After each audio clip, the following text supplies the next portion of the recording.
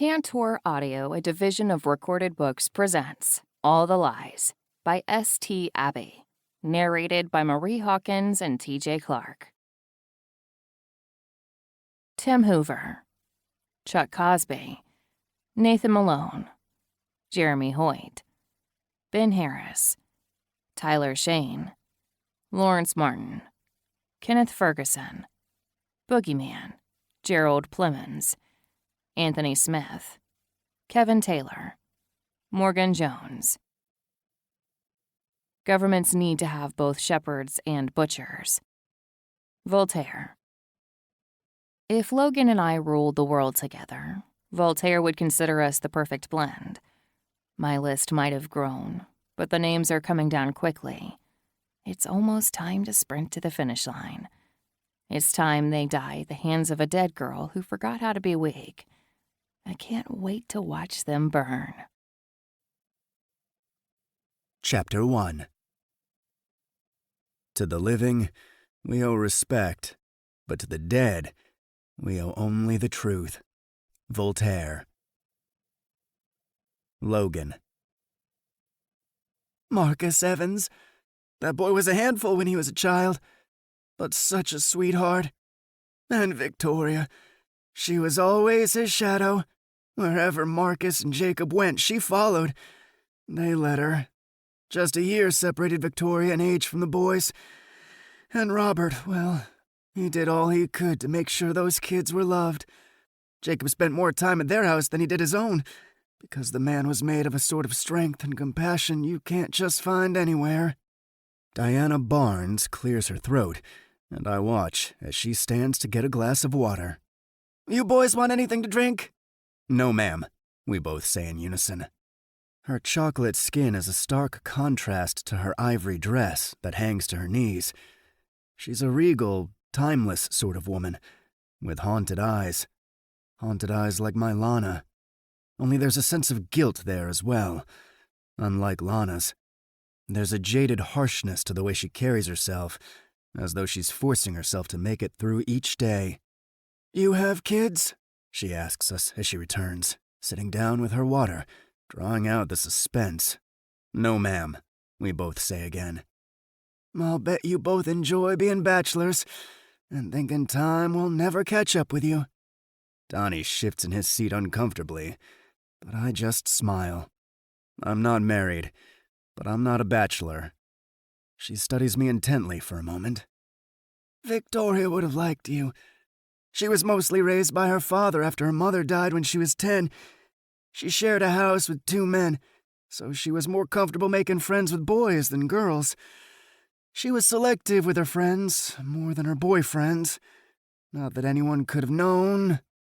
I inch forward. Known what? Nah, I'm getting ahead of myself. You need to know first that Robert died in lockup the night he was convicted of crimes he couldn't commit.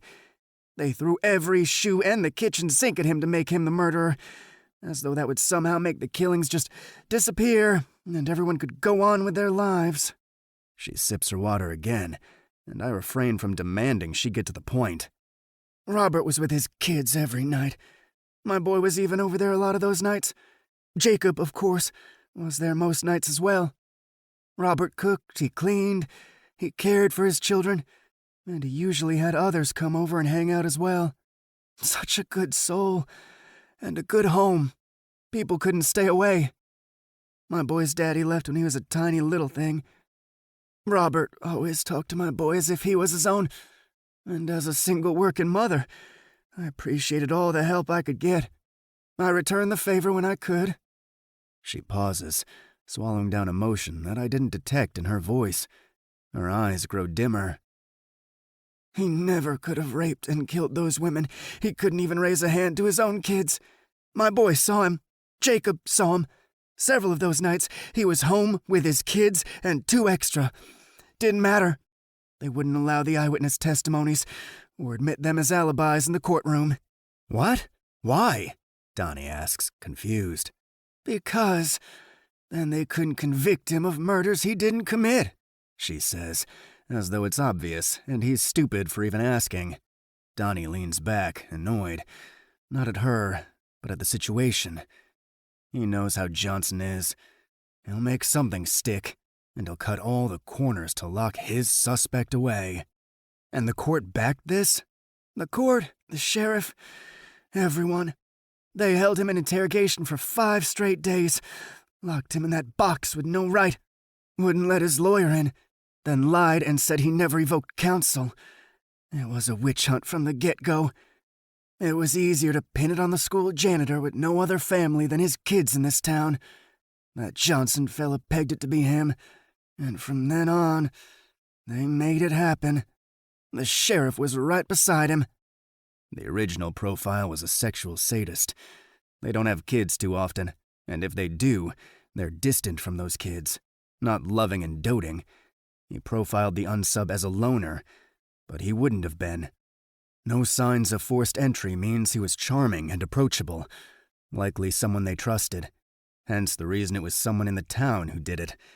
His ability to frame a man makes him a narcissist, and this town played right into his hand, giving him the power that really got him off. And fooling the world was the ultimate high. Did anyone have any grudges against Evans before that night? No, she says, laughing under her breath. That man was a saint. If a kid had an accident at school, he cleaned it up and told them to run along before someone saw it. He didn't want them to be embarrassed, and knew kids could be cruel. His own kids were mercilessly mocked for being the janitor's kids. I leaned back, trying to find out what in the hell made Johnson so insistent on pegging this guy as the unsub. Even he has a heart. What about the sheriff? Did he have any issues with him? Her lips tense. The sheriff was too emotionally invested in finding someone, anyone, to make pay. His daughter was one of the first victims. The true, sick, evil man who killed her. He put her in the middle of the street for everyone to find the next morning. She was naked and raped raw. Her skin was sliced to pieces, and she'd bled out overnight. Donnie swallows thickly, and I sit back, wondering how in the fuck that never made it into the case reports. The sheriff would have been required to step away from the investigation. It also makes him less likely to be the primary suspect, which was the direction I was leaning. She was 18, Diana goes on, choking back a sob. The sheriff wasn't right in the head after that, after seeing that. It was the hardest thing this town had ever gone through at that time. And from there, they just got worse. A body was even on the church steps one Sunday morning before church started. One was on the school steps, right there for the children to see. It was Eileen Darvis. She was a kindergarten teacher. Just 23. She has to stop and blow her nose. Her tears are falling freely now. Anyway, the night Robert was convicted, they were supposed to take him to the prison. Escorts were here and everything. He was found hanging in his cell the next morning, after they delayed the transfer. Ain't no fool gonna believe that man really hanged himself when he was desperate to get an appeal. He was gonna seek out true justice, not go down like that. I never could find out what really happened. I hope you do. Donnie's fists tighten. It's always painful to hear about the wrong man's life getting shattered because of another man's ego. Johnson shattered many lives. Couple days later, them babies were walking home, and Victoria stopped by here. I was beside her when her phone rang. Kyle called Victoria, telling her he could get her in to see her father's body since they said they couldn't release it. The sheriff said they weren't 18, and since there was no one of age to claim the body, the city had the right to dispose of it. I got that taken care of later. Too much later. She blows out a shaky breath, as though she's steeling herself for the rest. Victoria had dated Kyle. Gave that boy more of herself than she should have. He wasn't too happy when they broke up, but he didn't show his demon right away. He was manipulative and calculated like that. She'd only dated him for a few months, one of the few boyfriends she'd ever had. Her daddy talked sense into her when he heard how Kyle talked down to her. She never said why she broke up with Kyle, but Kyle had never given her a reason not to trust him. Not until that night. Donnie's phone beeps, but he ignores it. When my phone starts ringing, I silence it. Neither of us are stepping away until we have our answers. It's just Johnson trying to find out what we're up to. Victoria went to meet him, and Marcus caught up with her, wanting to see his father as well. They needed answers. No note was left, no goodbye was given. He just died, and they slapped suicide on there. Jacob was not with them for once, and thankfully, neither was my boy. She breaks, becoming a sobbing mess. I shouldn't have been thankful when those babies suffered, but I was so glad they didn't get my boy too. She's almost incoherent now, her tears falling too fast, and her sobs racking her body. Donnie looks at me, dread in his eyes. We knew there was assault, we knew it was sexual, but I'm starting to piece together all the kills now. Diana calms herself by some miracle, hiccuping around a sob. And Kyle, oh, that boy was pure evil, she says, her tone turning angry now. They met him at the end of Belker Street, and he wasn't alone. He brought several volunteers with him to help him punish the killer through his kids. Belker Street is where the message about angels was written to sound like an omen of things to come. They jumped them, got them down on the ground, stripped them bare on the middle of the street. After that, they took turns on both of them. She has to stop when she gags, and she turns her head. Donnie is white, and his fists are tighter. My entire body is rigid right now. How many? Donnie asks quietly. 13 in all, she says, still sobbing. Only Dev couldn't go through with it. He stood there, though, and he told me the story after it was over. The boy was so twisted up in the head he was sent to therapy for over a year. Then he joined a church ministry group that travels all over the country spreading the word of God. He's how I know. So 12 of them took turns raping them, Donnie states, his calm tone betraying the simmering rage that matches mine. Over and over and over, she growls, her tears falling angrily. They didn't stop. Those babies laid on that street for hours, bleeding and screaming for help, and no one came. But that's not even the worst of it.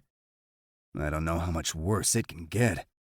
Lawrence, Morgan, and Kyle were the worst offenders, the darkest souls around. After they'd grown bored with raping them, Kyle walked inside someone's house and borrowed a full-length mirror. The Wissonants just handed the mirror over like they didn't know what was going on right in front of their home. Kyle returned, handed the mirror to Morgan, and Lawrence jerked Marcus up to his feet. My phone rings again, but I silence it once more, not even glancing at the screen. Kyle pulled out a knife and had Morgan hold the mirror behind Victoria. He wanted Marcus to be able to see what was coming next. Then Kyle told Marcus to fuck his sister, to rape his own flesh and blood, or he'd cut off his dick so he could never use it again.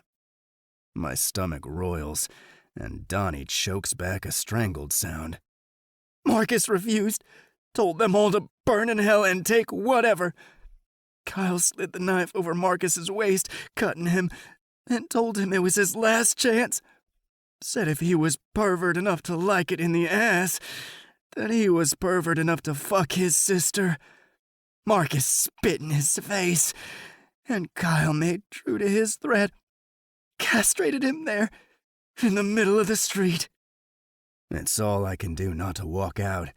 I don't want to hear any more. Hell, I'm not sure if I can ever look at anyone in this town without hating them for helping hide this. Why did Diana not come forward sooner? When Diana recovers again, she goes on. The mirror fell and shattered.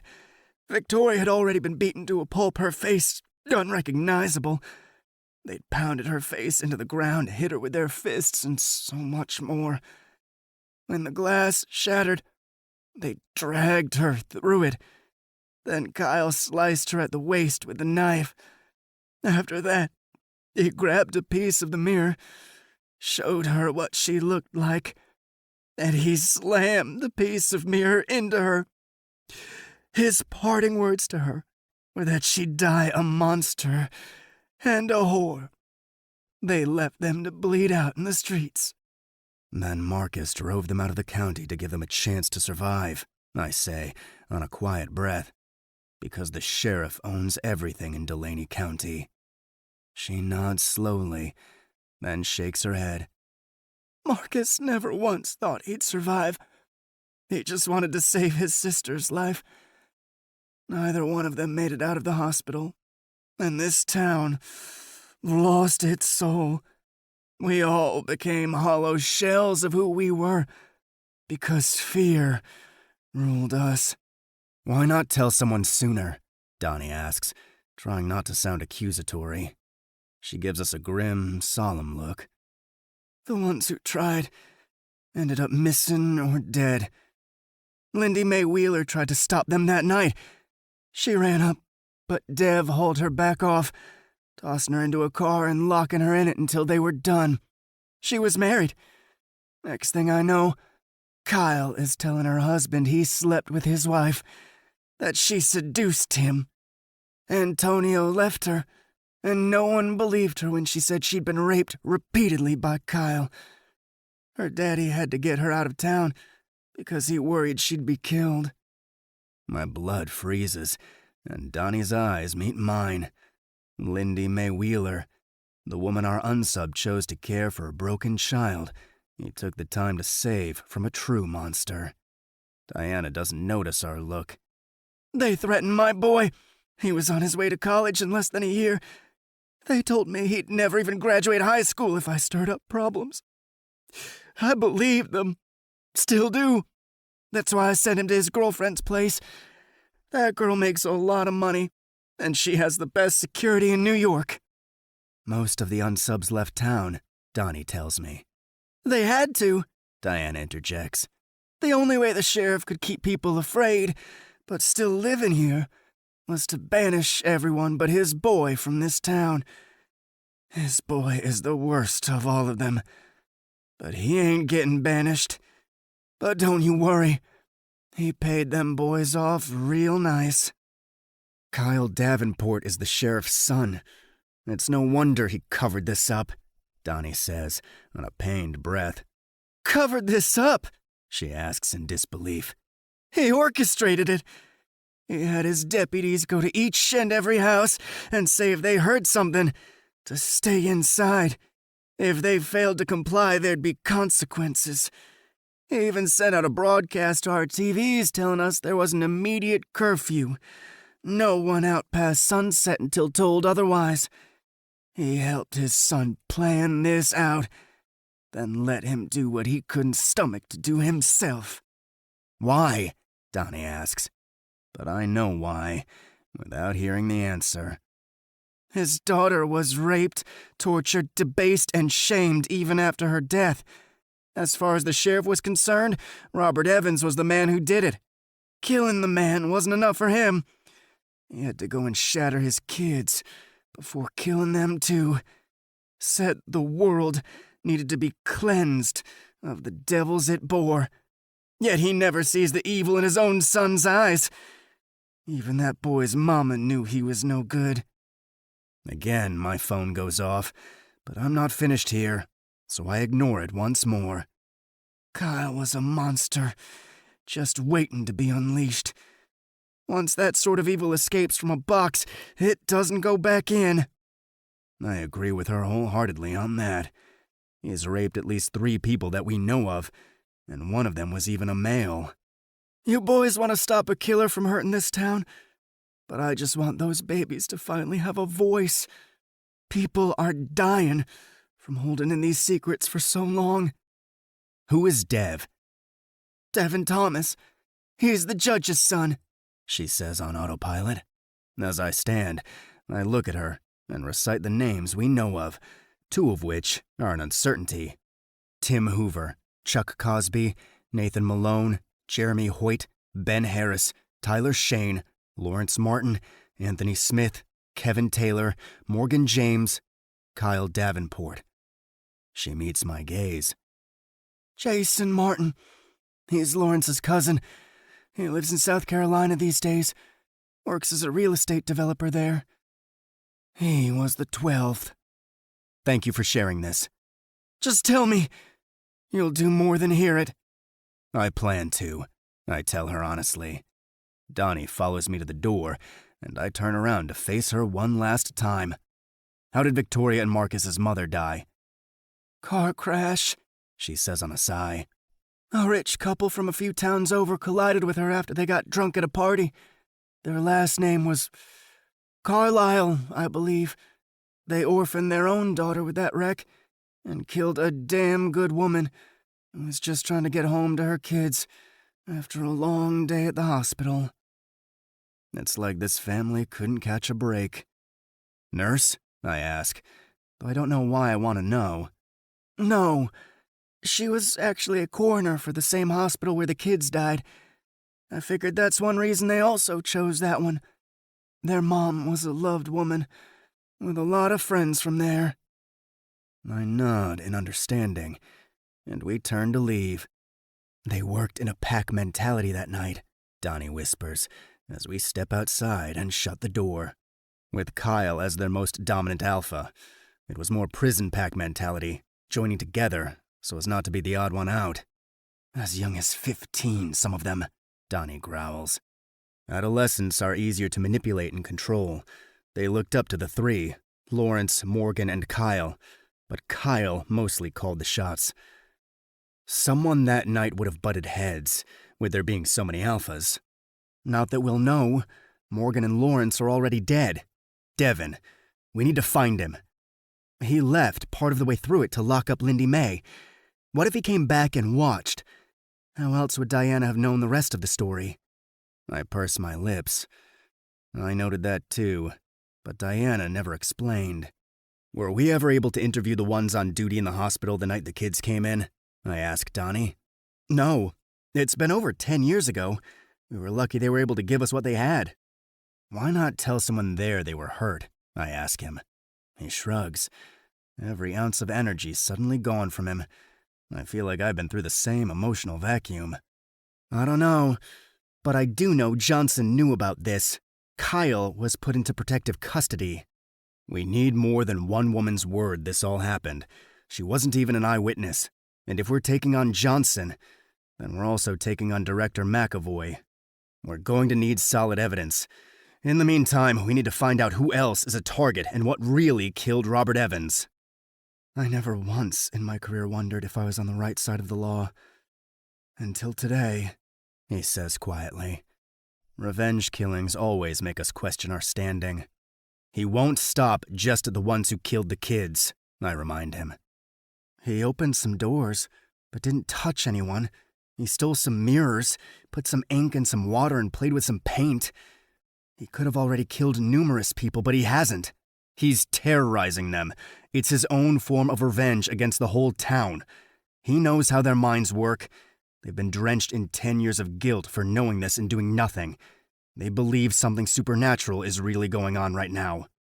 Why do I feel like he's just getting started?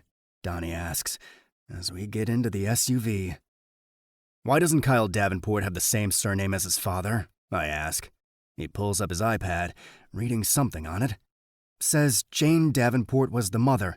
The sheriff didn't know Kyle even existed until Jane showed up in town one day with Kyle in tow, and she handed over custody. My eyebrows go up. What? He shakes his head, whistling low. Hadley dug all this up somehow. Kyle is one sick fuck. Started torturing and killing animals at the ripe age of 5. By 7, his mother decided she couldn't handle him. He had a tantrum and cut her with a knife. She took him to the sheriff, who was all too happy to take away all her custodial rights, and she stayed in town, watching her son grow up from a distance. I bet her life was a living hell. Where is she now? His brow furrows. Dead. She died 10 years ago, shortly after the trial for Robert Evans started. Why do I feel like that's not a coincidence? I groan. Because everything in this godforsaken town is tied to that nightmare somehow. Just as I crank the car, I look up, seeing a flash of red. Quickly, I get back out, and I climb onto the hood of the SUV, reading the tops of the buildings in the distance. It's the town hall I see from here. Written in red, on the side of the roof, is one message. It is difficult to free fools from the chains they revere. Donnie climbs up beside me, and he sucks in a long breath. First he quotes the Bible, and now Voltaire? What's the purpose? No clue, I tell him, as I hop down, even though I think it's pretty clear what the separate messages mean. Just then, my head snaps to the speaker on the pole, because music starts filtering through it. Hush, little baby, don't say a word. Mama's gonna buy you a mockingbird. And if that mockingbird don't sing, Mama's gonna buy you a diamond ring. That's not creepy at all, Donnie says with a shudder as the nursery song plays on in a woman's voice. Everyone in the street turns to stare at the speaker closest to them, all of them paling. You think he's going to cleanse the town? I tighten my lips. He's showing a lot of control. I don't think he wants to cleanse, but I think he wants them to confess. He's here because we are. Otherwise he'd have killed the last name on the list that isn't in this town. He came when we did. But why? When I find out, I'll let you know, I tell him, driving away from the house that dropped a bomb on us I wasn't prepared for. Chapter 2. To the wicked, everything serves as a pretext. Voltaire. Lana. How's your dad? I ask Jake as he walks around the room, hooking up a final monitor. He's taking the meds again. You know as well as I do how hurt his ego is that he's sick. But it's handled. Now we can focus on this. I watch the look on Logan's face as he steps out of Diana's house, and I know she told him all she knew. I'll watch Diana's house in case they make their move, Jake tells me, brushing my shoulder with his as he sits down beside me, his eyes flicking to the numerous monitors he has spread out on the walls of the old hunter's cabin. The FBI came through, did a sweep of all these, and then Jake set up our temporary headquarters in his father's cabin that has been empty for years. I nod appreciatively, but I can't take my eyes off Logan, seeing the pain in his eyes. Pain for a girl he never knew. Pain for a boy he'll never know. Pain for a past that has haunted me for 10 years. And he's not even finished getting all his details just yet. There's still more to learn. He'll find the evidence he needs, Lana. You're right about him. He's the real deal. Too good of a man to be sullied by the dark thing I've become. I know he will. Then my father's name will be cleared, at least to the people in this town who condemned him. And Marcus will have his vengeance from the grave, he adds quietly, cueing the music that has everyone in town pausing almost immediately. Only the ones too young to remember the sound of my mother's voice singing that song on the church stage are able to shrug it off. But everyone else is growing increasingly terrified of the dead coming back to haunt them. You ever wonder what we might have become if my father had never been convicted of those murders? I ask him softly. No, because if I start wondering, I'll never stop, he says without hesitation. The musty smell of the cabin will have to be washed off me before I leave. I'm putting him in danger by letting him go on this egg hunt, I tell Jake as I turn up the volume on the monitor with the sheriff speaking. You have his back, Jake says, his lips twitching as we see the sheriff turning a precarious shade of white, hearing the music play through the speakers. He remembers that night, the night my mother sung that song on the church stage for a very important play. Almost the entire town was there. It better be enough, Jake. If he gets hurt because of me, I'll fall over that edge, forget what this is all about, and kill without prejudice. My hands shake just thinking of the monster I'd become if I lost my entire soul. Jake's hand covers my trembling one, and he leans toward me. I'll reel you back in. I stare at him grimly. If Logan is hurt because of me, or for any reason, you won't be enough. I feel it when the tear escapes, and Jake tenses, seeing the single bit of wet proof of how vulnerable I am because of one man. His lips tighten. Then we'll both make sure he stays safe.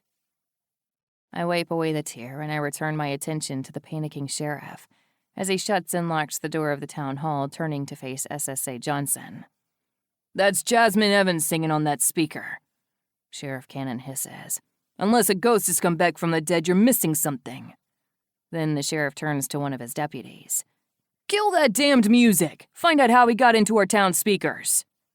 Jake smirks. "Good luck with that, Sheriff. I dare you to out-hack me." Jake says smugly. This is the part he's been waiting for. The part where we show them what sheep they all really are. The part where we show them how weak their minds are. The part where we fuck the whole town up. "I told you this was not going to be easy," Johnson growls as the sheriff turns back to face him. "Oh, because I remember you saying you could control this team. So far, they've asked too many fucking questions, and they're hanging flyers all over my town. It's just a matter of time before someone gets the courage to talk." "Gotcha, you stupid bastard." "Logan Bennett is your problem. The rest of the team I can handle." My gut clenches as dread unfolds in me.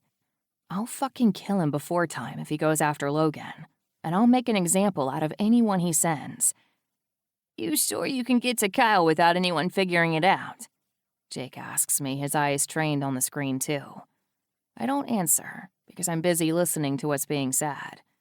"If he takes me down, you're coming with me. Remember that, Johnson." The sheriff snarls as he shuts the door to his office, giving them privacy. Johnson narrows his eyes. "I never told you to go after those kids. This psychopath is targeting you because of them. He's not targeting you because of Evans. That sick fuck of a son you have needed a leash, and instead, you turned him loose, told him to do his worst. That team is here because you gave that monster free rein." The sheriff's face twists into an anguish, and Jake mutes all the other screens, focusing on this one with me. We knew the sheriff wasn't the original killer, but we never expected to see any remorse because we profiled him as a sociopath. "He's not sick. He was hurting. He saw his sister all spread out like that, brutally raped and murdered." Johnson points a finger in his face. "I went along with Evans because that cunt lawyer from New York got wind of this case and was already well on the road to proving the case was beyond biased. The trial was never supposed to be here, and too many jury members were affiliated with you. He would have gotten free, and my career would have been ended for all the strings I pulled. You have no idea what I had to do just to get on this case so I could clean up this mess. I gave you the real profile. Find the fucker who is killing your people before Bennett finds out what we buried." I look to Jake, and he glares at the screen as I speak. "They're on edge. Right where we wanted them," Jake says quietly. The wheels on the bus starts playing on the speakers, and one woman trips, falling to the ground as my mother's voice continues to echo through the town. The voices of so many children accompany her voice, making it a hair creepier. The music dies suddenly, and Jake's lips twitch as he studies something on his laptop. "They unplugged it from the server." "Just like we knew they would." I agree. "When they plug them back in, it'll alert me. I'll start it over." Until they have no choice but to leave them unplugged, and no way of telling the town what's going on when the haunted house opens. He nods slowly. "You ready for that?" A dark grin etches the corners of my lips. "Very much." Someone entering the sheriff's office has my attention.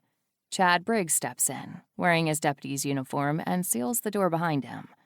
His eyes flick to Johnson, then he addresses the sheriff. "Some information has come to light." "Then spill it!" Sheriff Cannon growls. His eyes flick to Johnson again.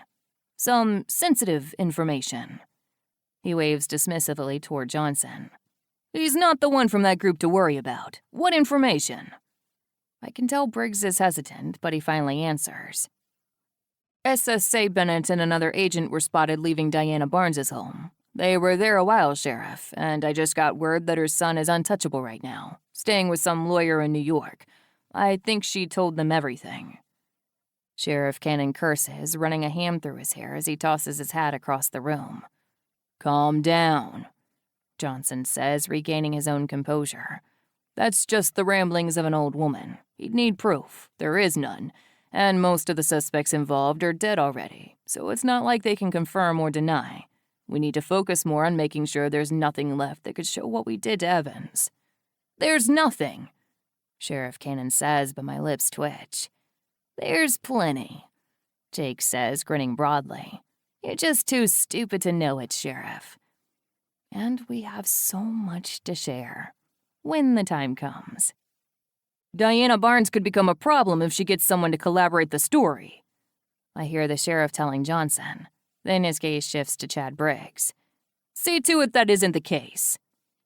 "They're going after Diana," Jake says as Chad nods and heads out of the room. Not until nightfall. My eyes flick back to the screen where Logan is. I turn up the volume, though he's almost too far away from the camera for me to hear. "The coroner died 2 years ago, so that's a bust," Donnie is telling him. "We need to visit the hospital where the kids went," Logan says, and my stomach sinks.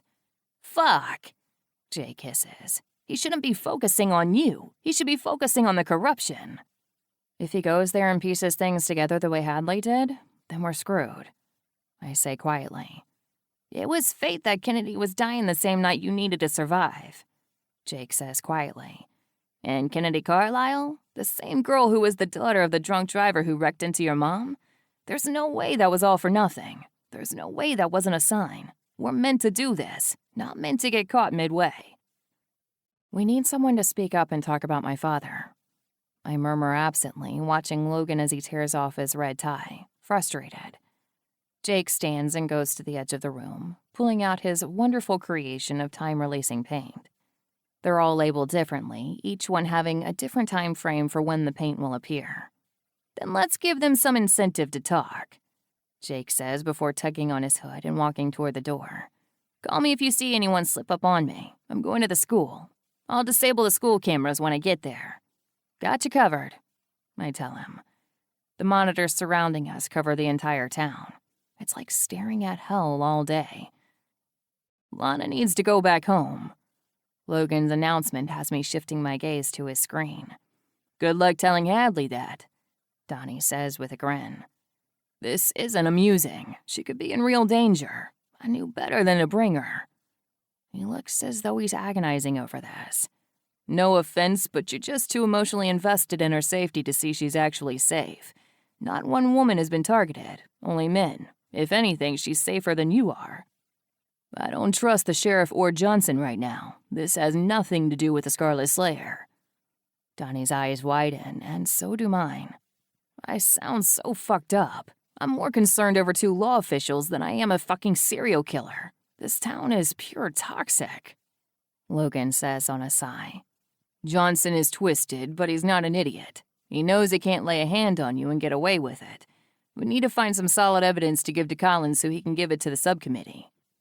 There's someone obvious we haven't spoken to since we acquired new evidence," Logan says thoughtfully. "He only lives about an hour from here." "Christopher Denver," Donnie says on an exhale. "Of course." Jake's father, my father's lawyer, my father's only friend in a town of traitors. We knew they'd get around to talking to him sometime. My eyes pop over to the school screen, seeing Jake with his hood on as he takes quick strokes, hurrying the paint job. Everyone is inside the school, and the windows are above his head, making it impossible to look out and see him. I can't believe he's doing it in daylight right out front, though. Fortunately, the streets are mostly quiet, and when he hears a car, he ducks behind the holly bushes. Finally, I see Jake jogging around the side, heading into the woods that will spit him out right back here. My attention returns to Logan, and I focus solely on him. "Who keeps calling?" Donnie asks him as Logan silences his phone again. "Johnson. I'm sure he's trying to find a way to throw us off this investigation. By now, he's probably already heard we talked to Diana Barnes in private. He may be wanting to find out what we know. Let's go talk to Denver before he finds out what we're doing." Logan glances at the time on his phone. "Okay, but I want to be back before it gets too late and make sure Lana is good." "Call her from the road, lover boy," Donnie says, rolling his eyes as Logan takes the driver's seat of the car. Logan seems to be laughing about it. I can't hear what they're saying when they shut the doors, but I mute everything when my phone rings. "Hey," I say, smiling like a little girl with a crush. I need to run out of town to work on a lead. Any chance you'd go back home? I don't like you being here.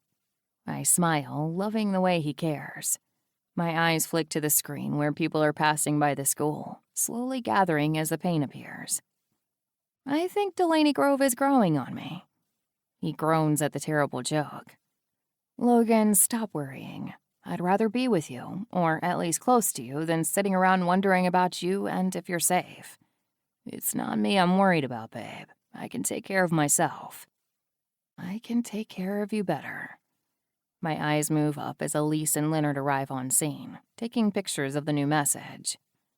Stop worrying about me. I doubt this guy even cares who I am. He grows quiet for a long minute. Logan? Sorry, I was just thinking about how you completely ruined psychology. How so?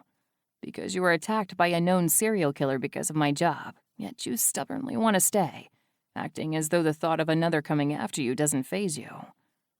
I swallow hard. Never once has he sounded suspicious.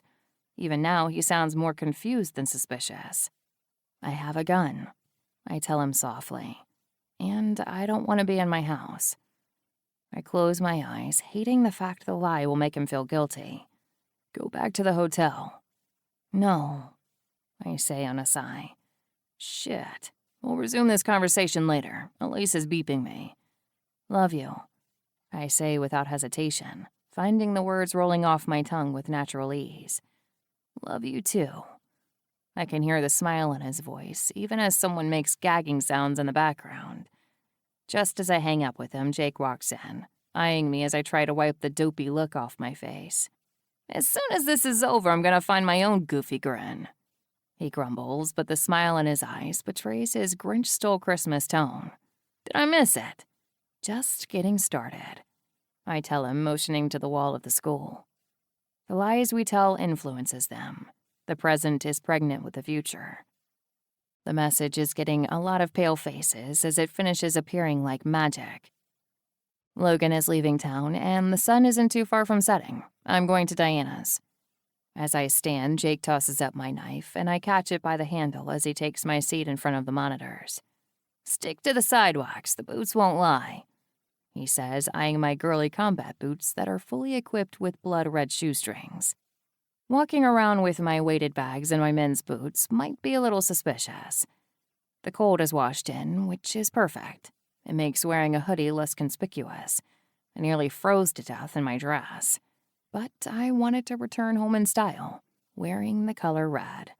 Lay out pillows in case she faints, he says as I walk out, and I smirk while taking the brisk walk, maneuvering the shortcuts through the buildings. The town is built like a circular maze, the roads getting wider as they circle the city. Town Hall is directly in the center. From the sky, it's amazingly beautiful. It's only ugly when you're in the middle of it and can see the truth. I walk around back to keep anyone from seeing me at the front, and I knock twice, checking over my shoulder to make sure no one is watching. When Diana opens the door, my heart unexpectedly sputters. I thought I'd steeled myself against any emotion I might feel when I came here. I blame Logan. He's tearing away the ice I put in place. "Can I help you, hon?" she asks sweetly. I push the hood back. "You could let me in." Her eyes narrow and her smile slips. I feel like an ass for scaring her. "Diana, I need to talk to you, and you know what you told them today." "I'm sorry, dear. I think you should go," she says, closing the door. My hand shoots out, and I shoulder my way in, feeling worse when she gasps and stumbles back, trembling. She's on edge because she told the story no one else has had the balls to. "Diana, I need you to sit down. I don't want you to get hurt, and I'm only here to keep you safe." "Keep me safe?" she asks, confused as she looks over me, obviously convinced I'm not a match for anyone. My hoodie hides my knife, but I decide not to show her the blade.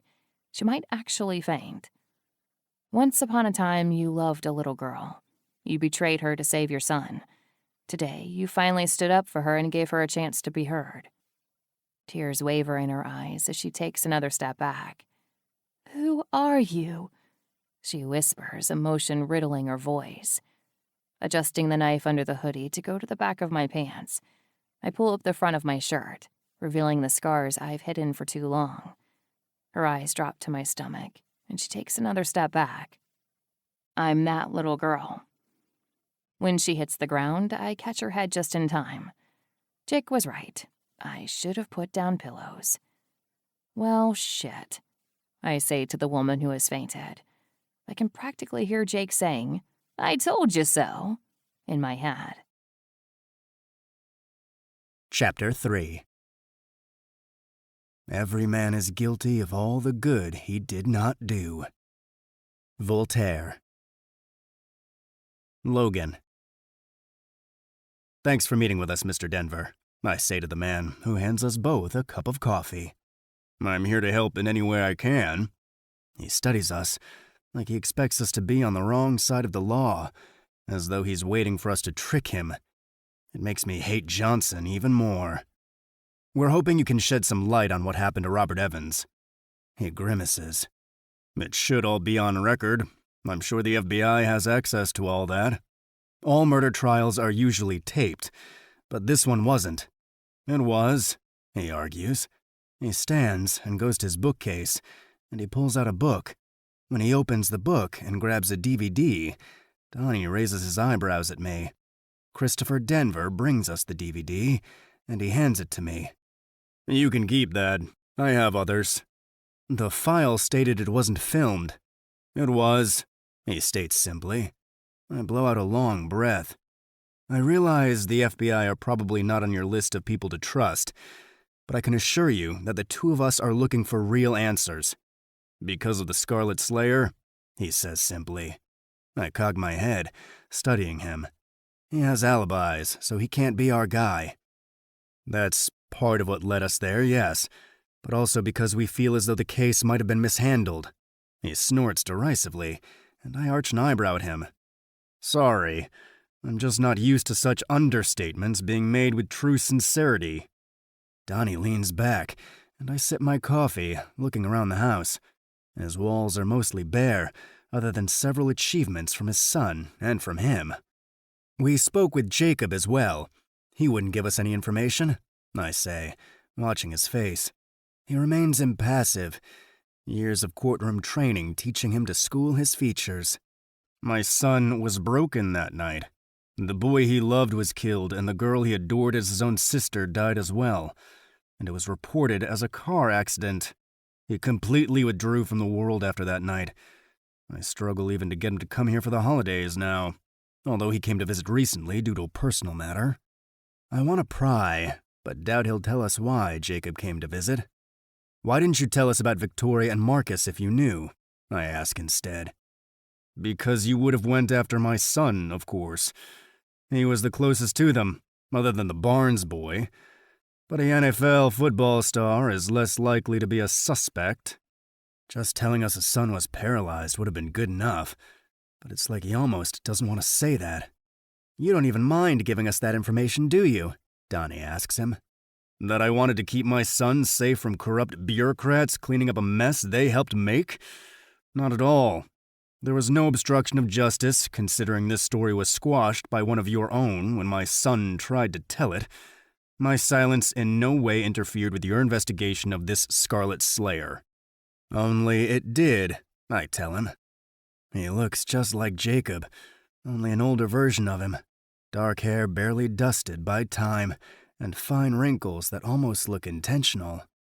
How is that, SSA Bennett? The unsub we're looking for is working off a list of the rapists involved that night. I see the surprise in his eyes. He's genuinely caught off guard by that admission. What can you tell us about Robert Evans? And this time, hold nothing back. He clears his throat, probably not used to being surprised. Robert Evans was a brilliant man, with no ambition to be more than a janitor. The pay was good enough, and he enjoyed the hours because it gave him more time with his kids. He sighs, long and hard. I worked too much. Jacob spent more time there than he did at home. I never even knew he was in love with Marcus until years after the boy's death. He told me everything one night. Broke down, right there on that couch. Told me how much he hated the whole town. Then he felt like he was being punished when he was put in a wheelchair. He's telling us about Jacob and not Robert, speaking of his shortcomings. That's the tale of a regretful father I've heard too often in cases where they've lost a child. Never a case where the son is still alive. Robert was a simple man who never caused problems, but he painted himself an easy target for the sheriff who just wanted someone to pay for his daughter's death. Didn't matter if he was innocent. Didn't matter if he had an alibi. Nothing mattered except one man's revenge. Robert Evans was the most unlucky soul I ever knew. Why do you say that? Donnie asks, though it should be obvious. He lost the love of his life to two rich drunks. Both her parents and his parents had passed already, leaving him with no help to care for his kids. He lost his life because of being in the wrong place at the wrong time, and his kids were murdered for crimes he never committed. Don't see how you can get unluckier than that. Donnie clears his throat and loosens his tie. Every time we hear more about the Evans family, we become a little more invested. It's probably the most heartbreaking shit I've heard. What happened after the trial? The trial that shouldn't have happened in a town as small as Delaney Grove? He asks bitterly. A trial that shouldn't have happened with a biased judge ruling? Do you realize he could have gotten an appeal with little effort? We both nod, deciding to hold our silence as he reins in his temper. I don't know what they did to him. All I know is he sure as hell didn't hang himself. He'd already had Hannah Monroe contact him, offering to take his case on appeal and waive her fee. She was going to ruin Delaney Grove. What happened to her? I ask. She's still a hotshot in Manhattan. After he was dead, she moved on, as the sharks in that city tend to do. I pick up my phone, and I press play on the recording I made. Hush, little baby, are the first words that play aloud. It's the same recording from the speakers that took forever to shut up. His breath catches, and he stares at the phone with an almost unreadable look. Finally, he peers back up, his lips tense. That's Jasmine. Jasmine? Donnie asks. Jasmine Evans. He stands and grabs another DVD, this one lying in plain sight. He has several that look to be burned at home, all labeled. When he returns, he hands it to me. It's from that play the year before she died. Everyone in the town was there. Both Evans' kids were in it as well. Robert, too. It was a big deal to the town, because it was the Founders' Day play. It was the last year the town celebrated it. Why? The sheriff canceled it the next year, because of something that happened with some of his deputies. The year after that, he didn't reinstate it. Same for the next. Soon, it was a forgotten tradition. What happened? I ask, even though I shouldn't have to. He leans forward, looking me right in the eye. The same thing that always happens when you have a bunch of men too close to power. They think the sheriff is invincible, and by proxy, so are they. I could give you a list of indiscretions a mile long, but on that particular day, it was a fire that was set. The deputies burned a house down with 2 people in it because they wouldn't sell their property for the new town restaurant, a restaurant the sheriff put in after their untimely deaths. What happened to the deputies? Donnie asks. Chad Briggs and his brother still worked there. Founders' Day was canceled. Deputies were not reprimanded. The fire was ruled as an accident. It was the catalyst into the corruption that only got worse. The people realized they had to do as ordered, or suffer the consequences. Soon, people just learned to pretend as though Delaney Grove was the sweet little hometown the rest of the world thought it was. That's why our unsub is using that music, I say quietly to Donnie. I'm sorry, what was that? Christopher Denver asks, expecting me to say it again a little louder. What did they do to Robert Evans? I ask, instead of answering him. You want those answers? You need to talk to someone who knows. That town wasn't exactly sharing dirty secrets with the one man who tried to defend him. He leans back in his chair, studying us. Can you at least point us in the right direction? Donnie asks. Tell us the name of someone who will talk? I could tell you someone who would break easily if you leaned on him. But what good will it do to know? Excuse me? I ask. He leans back up, his eyes narrowing. You can hear all the stories you want. Eyewitness testimonies mean dick against an entire police force and a judge. They mean even less when those witnesses disappear or decide to recant their statements. We'll find evidence, I say, determined to put an end to this. I called Collins. He told me the words of an old lady who didn't even see all the corruption firsthand won't be enough to put the director or Johnson off this case. Then again, I already knew that. My eyes flick to the console table near the window. There's a tray of medicines there, and I look back to Denver. Are you okay? His lips tense, and he darts a glance to the tray. I've been sick for several months. Some days are better than others. You're catching me on a good day, he says, then grimaces. I always hoped I'd have the chance to get my best friend some justice. The doctors aren't even sure what exactly is wrong with me. Sometimes I think it's my punishment for not getting Robert's story out there where it could be heard better. Then help us now, Mr. Denver, I say softly, hating that I'm using a sick man's guilty conscience against him, but desperate enough to do it all the same. He studies me for a long moment before I see the concession in his eyes, deciding he has no choice but to trust me and hope for the best. Carl Burroughs. He used to work at the coroner's office. Thank you for your time, Mr. Denver, I say, as Donnie and I stand, then hand him my card, which he takes. Call us if you think of anything else. Just as we reach the door, he says, They say the Scarlet Slayer paints a wall in red. I turn, looking back at him as he slowly faces us. That's not something we've shared with the public, I tell him, narrowing my eyes. You don't have to share it. I'm from Delaney Grove. Those rumors of these deaths were spreading like fire before you ever announced the killer's existence. I take a step toward him. You know what it means? He nods slowly. Before Victoria died, she spoke to my son, told him they'd painted the streets with their blood. Marcus wanted to paint the world with theirs. Who else did your son tell that to? He shrugs.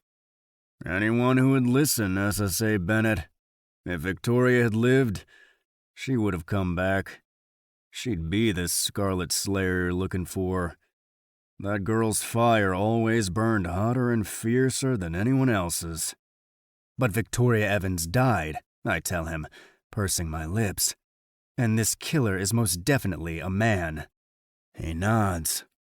I'm aware. Not even Victoria would be able to have physically taken these men down. Then why even mention it? He doesn't stop us as we walk out, and Donnie sidles up next to me. Besides Kyle, Victoria never really dated, and no one even knew Jacob ever dated Marcus, Donnie tells me, reading a text from Elise. Jacob wasn't out about being bisexual when he lived in Delaney Grove, so that last part isn't surprising, I say absently. Are we going to see Carl Burroughs? Yeah. I just want to stop in by the cabins and check on Lana first. Chapter 4. History is only the register of crimes and misfortune. Voltaire. Lana. For the past hour and a half since she woke up, Diana has been staring blankly, looking into my eyes to see if I still have a soul. I wonder what she sees in there besides a dark abyss. I can't believe it's really you, she whispers hoarsely, though it's about all she's said since I explained the morbid reality surrounding us. They're going to come for you, I tell her, watching the cameras from my phone, flipping between different ones nearest to us. I expected them to come as soon as it was nightfall. Their specialty is suffocating or strangling. Then they lie and say it was a heart attack when someone is Diana's age. They call it a seizure or something when they're younger. And you're going to just kill them? she asks in disbelief, her voice breaking. Oh, baby, you shouldn't be scarring your soul with their blood.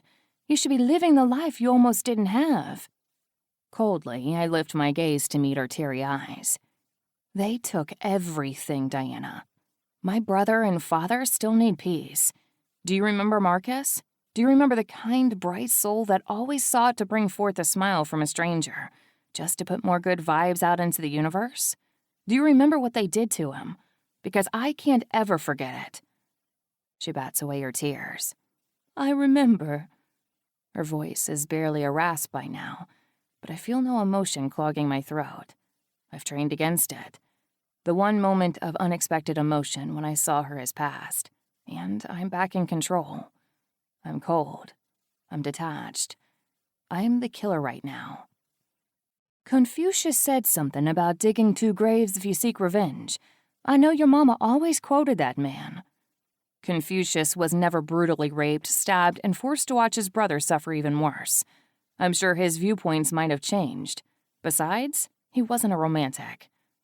She makes a strangled sound, and I glance back to see her choking back her sobs, as though the image I painted was just too much. She knows the details, but seeing me, hearing me confirm the tale, it's hurting her. However, her morals are still intact. For now.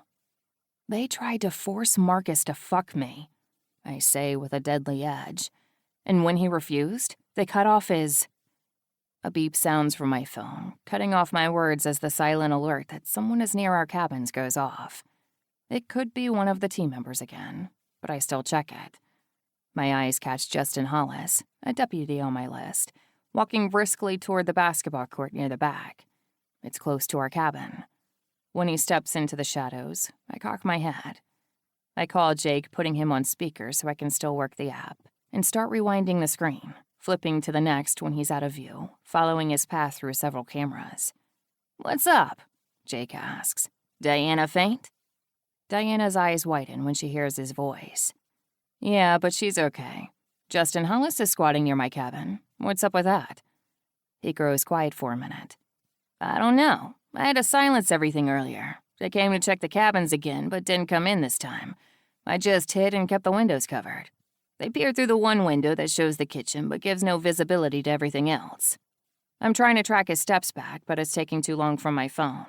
On it, I hear him saying, and I wait impatiently, my eyes lifting to Diana's again. She looks as though her world has been turned upside down, and she clutches the Bible in her hand.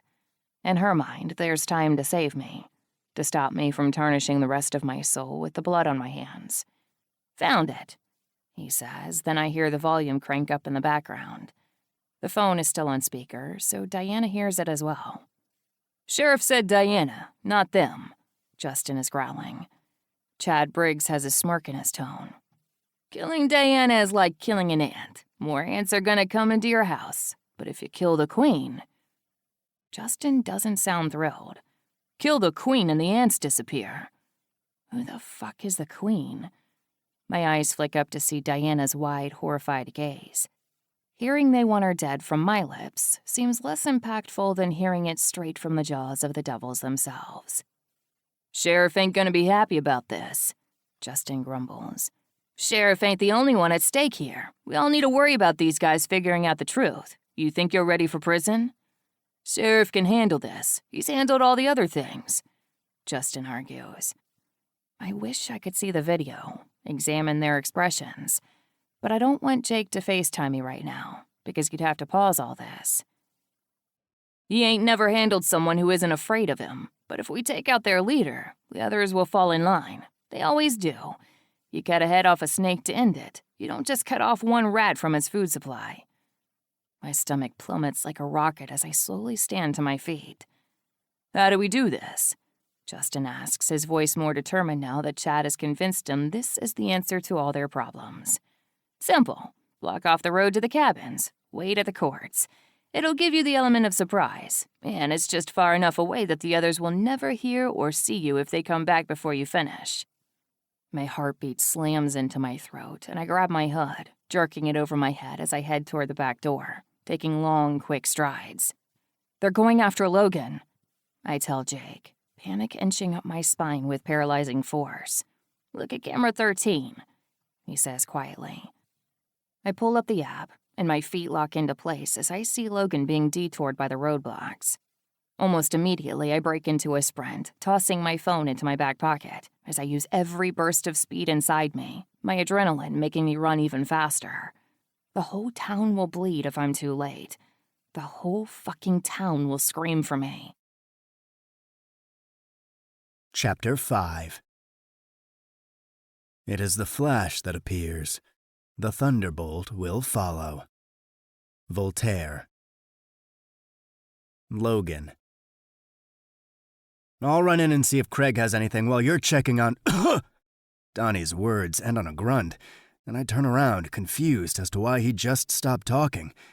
When I see him on the hard cord, a little blood running from his mouth as he lies there unconscious, I grab for my gun too late. Something hard slams into my head, and I fall forward, disoriented and dizzy, as I crash into the unforgiving pavement below me. My stomach pitches, and my head gains 30 pounds as I try not to black out, fighting hard to stay conscious.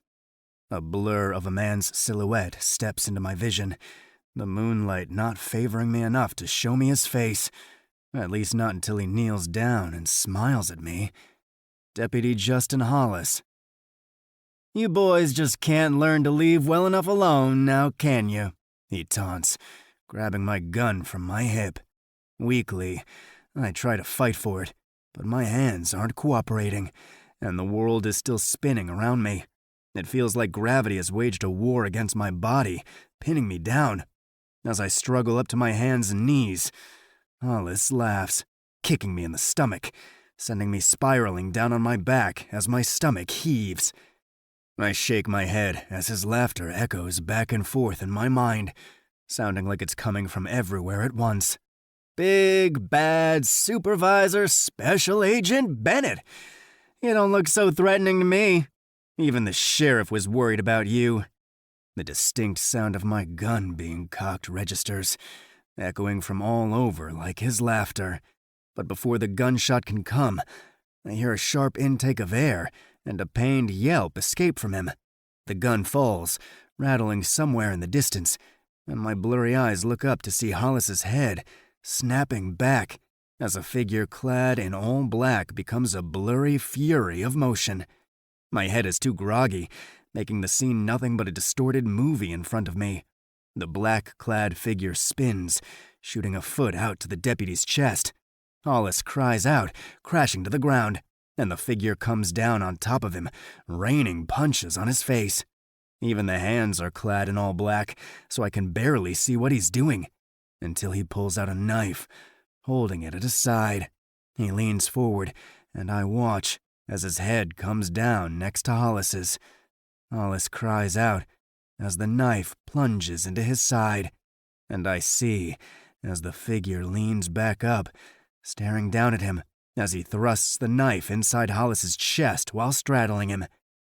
He twists the knife as Hollis screams, and I hear almost a delicate, feminine laughter floating through the air. The knife stays in Hollis's chest as the figure stands, and Hollis gurgles on blood, trying to speak. I sway on my side, trying to push back up before he can come for me. But I see him bent over.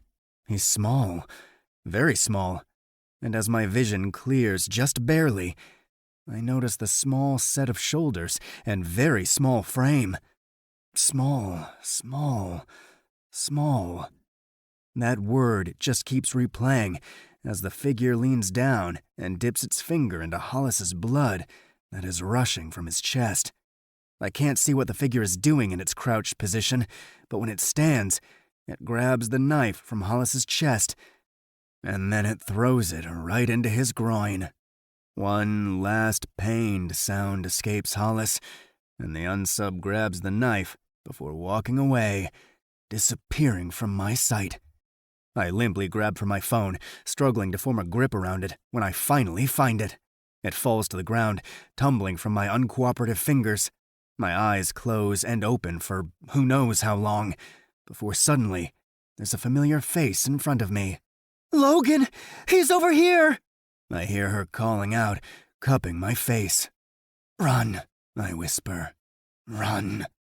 Her face is barely visible through the blur, but I can smell her, feel her, and know it's her by the way she touches me. "I'm not going anywhere," Lana says, checking something on my head. "Here!" she shouts again, to some echo in the distance. "Logan!" Craig's voice is barely recognizable through the veil of white noise surrounding me.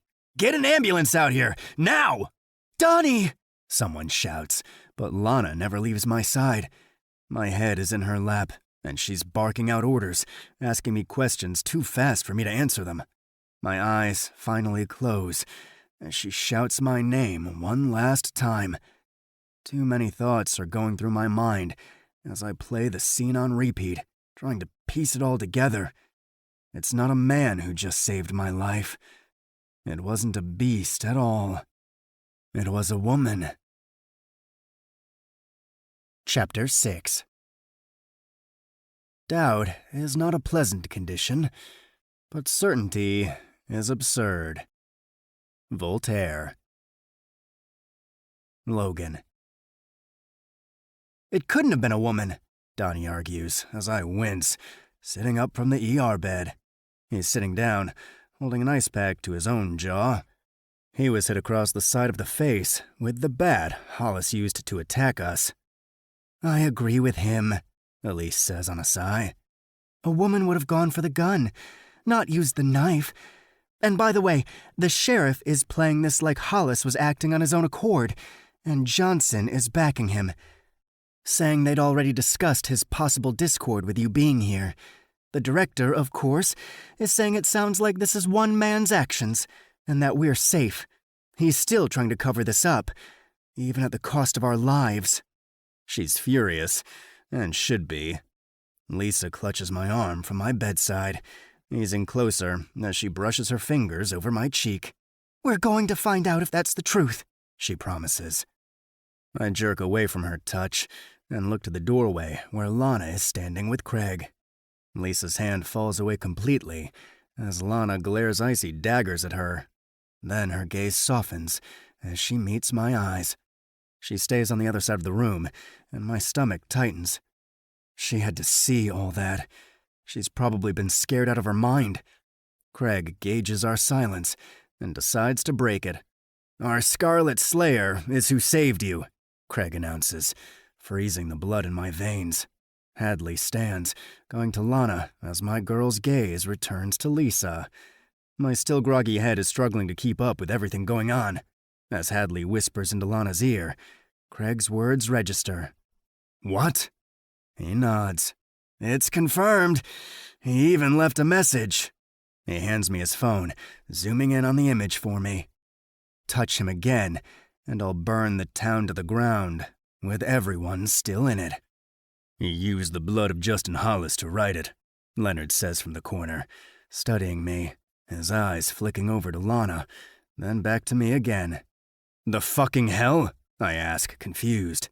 "He's protective of us," Craig says on a sigh. "First Hadley, now you and Donnie." "In short, one of the deputies attacked you, and you were saved by a ruthless serial killer who gets off on being stabby," Elise quips. I look back at Lana, motioning for her to come to me. She looks hesitant at first, but she finally makes her way to me with slow, measured steps. As soon as she's close enough, my arms go around her waist, and she shakes in my grip, her body trembling as she buries her face in my neck. "You have to go home," I say softly, squeezing her tighter. "If the sheriff is bold enough to come after me, he'll come after you too." "Unlikely," Leonard says, watching us with a curious expression. "She's actually probably safer here than at home, where Johnson could use her against you. He's not brilliant, but he's smart enough by now to have figured out your attachment is deep." And again, my job is putting her at risk. Lana keeps her arms around me and her face in my neck, her grip tightly digging into my back. She'd have been so much better off if I'd never come into her life. It's like we've been cursed from the very beginning. "I need to go check on something," Leonard says, walking out of the room. Could the rest of you give us a minute? I ask, looking around at everyone. No, Hadley says with a shrug. It's too dangerous. Deputy Director Collins may not see how things have escalated, but we do. We're taking turns watching you. Leonard just walked out alone, I point out. I doubt I'm the only target. You're the primary, Hadley says immediately. You're the one with the power to stand up to Johnson. He outranks us all, but he's even with you. Collins had to make a damn good case just to send you along and not let the director bulldoze this case completely. Hadley's pissed. Lana is shaking. Everyone here is on edge and uneasy. A serial killer had to save me from a sheriff's deputy. The world is officially upside down. Lana kisses the side of my neck, a chaste show of affection as she blows out a long breath. And we're in the sheriff's hospital, Lana says quietly. I've checked everything they've done before they've done it, just to make sure no nurse or doctor tries to do anything really fucking stupid, Hadley says, with a twisted smirk. My head hurts. A lot. Lana pulls back, wiping her eyes quickly before I can see if there's a tear there. She didn't even cry the day after her attack by the boogeyman. She clears her throat as Leonard walks back in, and his eyes zero in on her face that is definitely blotchy with tears. I need out of here, and time alone with her. I stand, still feeling a little unsteady. Lana and Donnie crash to my side, and they help keep me upright as Leonard walks out and comes back in with a wheelchair. Just until you get to the car, Leonard says with a smile when I glare at him. Not feeling quite up to arguing, or leaning on my girlfriend all the way down, I reluctantly accept the chair. Leonard wheels me to the elevator. As soon as we emerge into the lobby, a SUV pulls up with Hadley behind the wheel. I'm so loopy that I don't know how long it took her to get here, or how she got by us. We ride in relative silence back to the cabins, and Leonard deals with the calls from the hospital about us leaving too soon. No one argued leaving, considering it might have just been a matter of time before they took me out and made it look like an accident. 2 per cabin.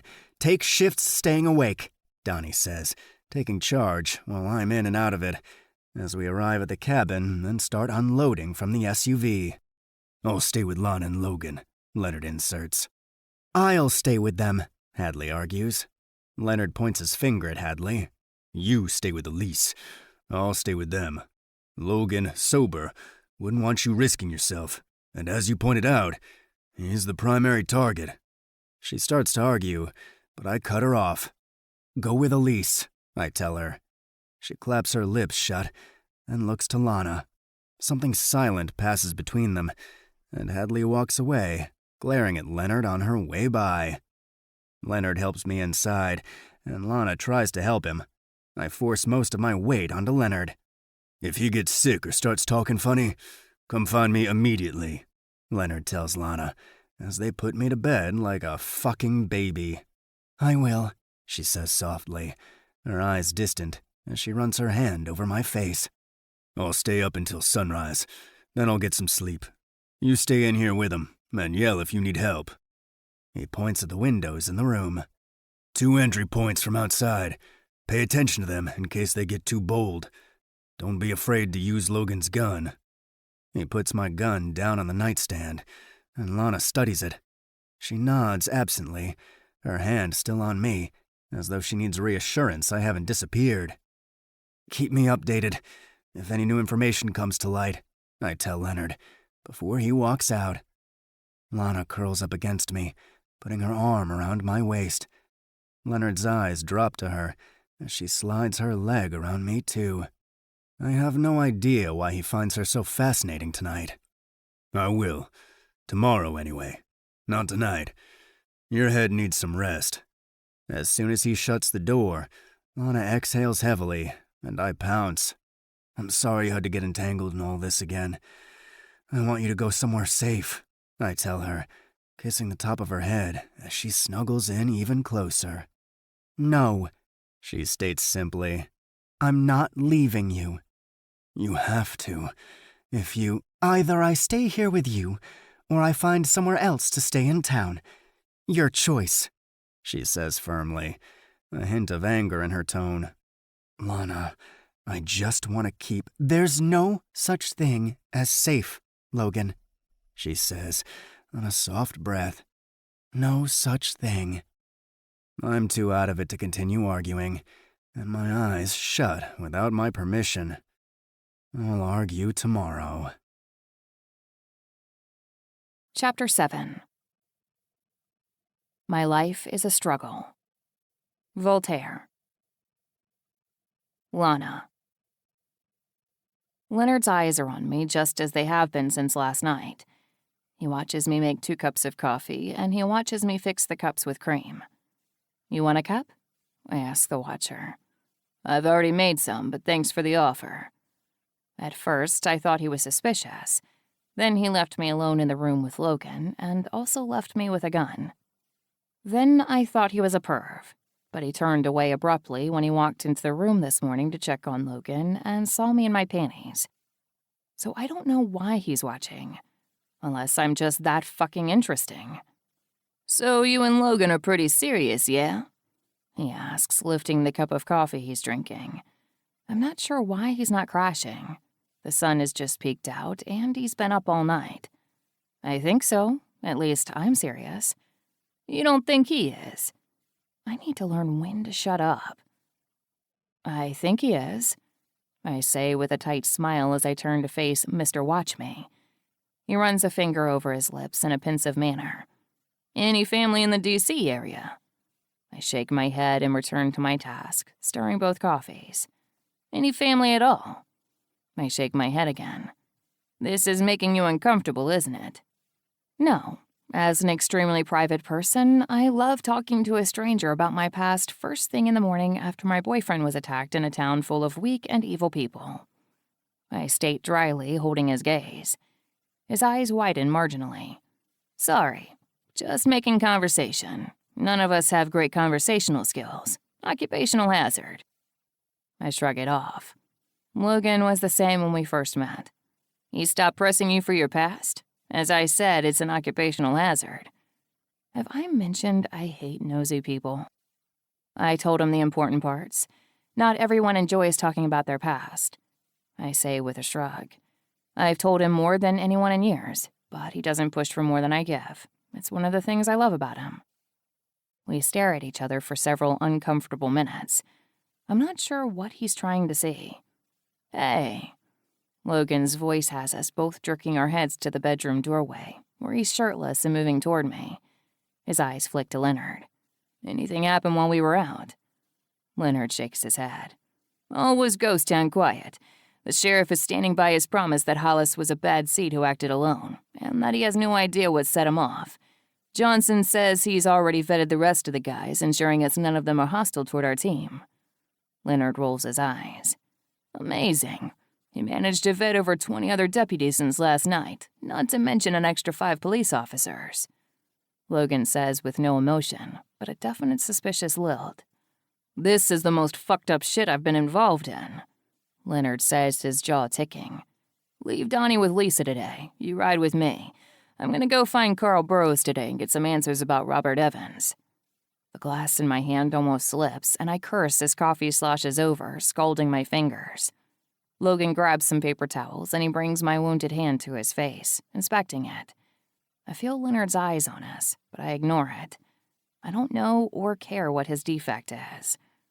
My heart almost thudded out of my chest as I raced through the town last night, running faster than I ever have.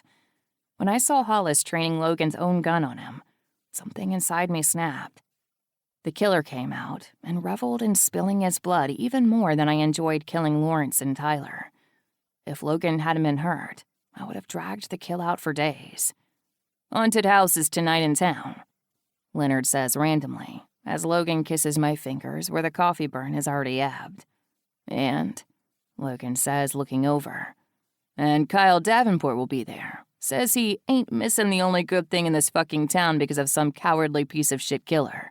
His words. Leonard shrugs, his eyes now not on me for a change. I knew Kyle wouldn't miss the haunted house. He always takes a girl in there, whether she wants to be there or not, and fucks her in a corner to the sound of screams that get him off. He's sick like that. It's one of the things that should have given him away long ago, but I didn't see it until it was too late, and I was a victim. People just walk by, thinking it's all part of the adult show of the haunted house. It's the Sin House, after all. It's set up to show all the sins in the dark, demented world just outside the lines of Delaney Grove. They condition kids to be afraid of leaving early on. The adult house is for 16 and older. Terrifying the impressionable minds from early on isn't enough. They need to get the rebellious teens submitting to the terror tenfold, upping the haunted house to be over the top. Rape scenes are even played out. Sometimes they were real. Lindy was raped in the haunted house. Speaking of Lindy, Antonio is already bankrupt, which was faster than promised. She'll be happy to know he's currently losing all his possessions. His car was taken away just yesterday. I got to watch it live on my phone. The man who called his wife a whore, even though he knew all Kyle was saying was a lie, is finally getting his piece of justice pie. He just wanted to continue to be a highly respected patron of this town, and he cast his wife aside to suffer alone. Now, it's just a waiting game of making his life miserable enough to kill himself. He's a stupid fuck. Logan mumbles, running his lips over my forehead. It takes me a second to realize he's talking about Kyle. I agree, but the sheriff is sending 4 deputies with him. Just letting you know, Leonard says, but his eyes shift to me for an eerily long second. I ignore his eyes like I have all morning. 4 deputies. Only 2 will go in with him. Those can be easily dispatched. Well, as long as those 2 are on my kill list. So far, there's only 1 deputy who is innocent of the crimes committed 10 years ago, and then the 2 dispatch officers. The other 2 deputies will be outside, watching for any suspicious man. They'll never know. Grab some sleep. We'll go see Carl when you've had some rest, Logan tells Leonard, snapping me out of my thoughts. I'll only need about 3 hours. Leonard grunts as he stands. While he's leaving us, I study Logan's temple where he has 4 stitches. Logan doesn't say anything else before his lips come down on mine, surprising me with an intense, deep, bone-crumbling kiss. I lean into him as he lifts me up, putting me on the counter. When he steps in between my legs, I spread them wider in invitation. Someone knocks on the door, and our kiss is broken, leaving both of us panting as I put my forehead on his chest. Yeah, Logan calls out, staying put where he is. Just making sure you're okay, Lisa says through the door. I have coffee if you want to unlock the door. She really wants to be cut. I've got coffee and I'm fine, thanks, Logan says shortly before kissing me again, pulling me to him by my hips. I break the kiss as Lisa knocks again, but I ignore her calling his name. Are you really okay? I ask him, ignoring the pang of panic for how close I was to being too late. Yes, he says softly, brushing his lips over mine. Go away, Lisa, he adds louder. She huffs loud enough to be heard, but Logan lifts me, carrying me to the bedroom again. Our room is right beside where Leonard is trying to sleep, so I aim for quiet when Logan puts me down on the bed. I hiss out a breath when he starts tugging my shorts off me. Leonard is already snoring by now. He sleeps like the dead and won't hear a thing. I grin against his lips when he kisses me again, and my shorts fall off my legs. I keep kissing him, even as he basically tears my panties away, and our lips remain fused together when he finally thrusts in, taking me slowly, longingly, and reminding me how much I love him. I love you, I whisper into the air so quietly that I don't think he hears it. I just hope our love is truly strong enough to conquer all. Sweaty and breathless, he thrusts in over and over, and I claw his skin, holding on to him, needing every second of closeness I can drag out. Our lips clash, unable to find a rhythm for a smooth kiss, and he pumps his hips harder, hitting that spot inside me that sends me spiraling and has me calling out his name. When his hips still, he nuzzles the side of my face, shuddering as he finds his own release. I love everything about you, he says softly, brushing his lips over my jaw. Grinning, I hurry to the bathroom to clean up, and he slaps my ass on the way. I'm slowly calming down now that he seems okay. As I exit the bathroom, the faint music of a familiar song and the distant voice of a too familiar woman hits me like a ton of bricks. Hush, little baby, don't say a word. Mama's gonna buy you a mockingbird. I turn the corner looking in on the living room as Logan studies the TV, and tears fill my eyes as my heart plummets to my toes. My mother's smiling face is on the screen. She's happy, oblivious to the harsh future ahead.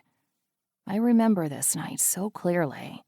She died before she could see how bad this town got. And if that mockingbird don't sing, Mama's gonna buy you a diamond ring. She pulls out a gaudy piece of costume jewelry that resembles a diamond ring and hands it to the young girl at her side. The young girl with bright green eyes and a little trimmer in her hand, because she's on stage and scared. But the girl's mother soothes her, cupping her chin, making the child focus only on her and not the audience. And if that diamond ring don't shine... The video pauses and my heart stutters in my chest as Logan swings his gaze to me. "You okay?" he asks, studying me with a frown. Clearing my throat, I nod. "Yeah," I say hoarsely, hearing the strain in my voice. "Who was that?" I point to the frozen screen with my mother's smiling face. "Jasmine Evans. I'm trying to see anyone in the audience who might have been more enamored than anyone else, since the unsub is using this night to terrorize the town." He looks back at the screen, presses play, and I watch my mother sing to the young, innocent child I used to be. I'm smiling up at her on the screen now, no longer aware of all the eyes from the audience. She could do that, soothe me with just her eyes. A tear trickles down my cheek when she bends, kissing my forehead in the old film. She was the best at this role. It was the same play every year, and my mother spent 3 of those years on that stage, because people were entranced by her voice and emotion. She should have been an actress and spread the same love and joy throughout the world with just her smile. I used to want to be just like her. Until they ruined me and turned me into this. The mirror still shows the same eyes, but all else is different. It's like seeing a different person, a person who has devoted her life to real justice. The film just stays focused on her. I can't seem to get a view of the audience, Logan says, interrupting my thoughts as he fast-forwards through the footage of my better memories. No one could look away from her, I say to myself, wiping a tear from my eye. He doesn't hear me, and I hold back the inner plea for him to watch the entire thing, to see how incredible my mother was, to get a glimpse of who I might have been. But I simply bite my tongue when he ejects the DVD and puts in a new one. My stomach roils when I see the footage of my father's trial replacing the sweet memories of my mother on the screen. As he watches, I return to the bedroom. It's like I told Hadley. The mind is just too fragile for some visual stimulants, and I know my limits. Chapter 8. The secret to being a bore is to tell everything. Voltaire. Logan. "Where's Craig?" Leonard asks, breaking the silence in the car. Conveniently, the director called him over to aid in a media thing upstate. Johnson is currently handling all media for this case. He mutters something under his breath before adding, "It pisses me off how obvious it is what they're doing, yet no one is helping us stop it. We just need evidence. We also need the entire story. It'd be a lot easier to piece together this puzzle if our killer would just spell it all out for us. It's obvious he wants us to know the truth," Leonard grumbles. He's been lost in thought for most of this trip. He wants us to figure out the truth for ourselves. He thinks we'll be on his side, considering he's been saving us. Leonard turns to face me. "Are you conflicted?" I shake my head. "No. I understand what happened 10 years ago is beyond fucked up, and I have no sympathy to the victims we've found so far. But playing judge, jury, and executioner is not excusable. I also know how these cases go. It starts off as revenge, individuals getting targeted, but it turns into a massacre when the unsub devolves rapidly, and anything at all that's perceived as a threat is killed as collateral damage. He looks back out the window. He's seen these cases too. What if this one was different? What? I ask, confused. He faces me again. There were rare cases where the revenge killers actually killed just those who had wronged them. No one else was caught in the crosshairs. Very few, I remind him. And almost all end with a shootout between law enforcement and the unsub. Most all revenge seekers are seeking revenge for themselves. That's what causes the psychotic break, being too close to the triggers when the emotions finally take over. He goes on.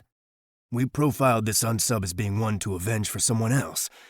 He could have separation, and even be able to form attachments, unlike other revenge killers, since I doubt it's a proxy killer who is suffering a delusional paradigm.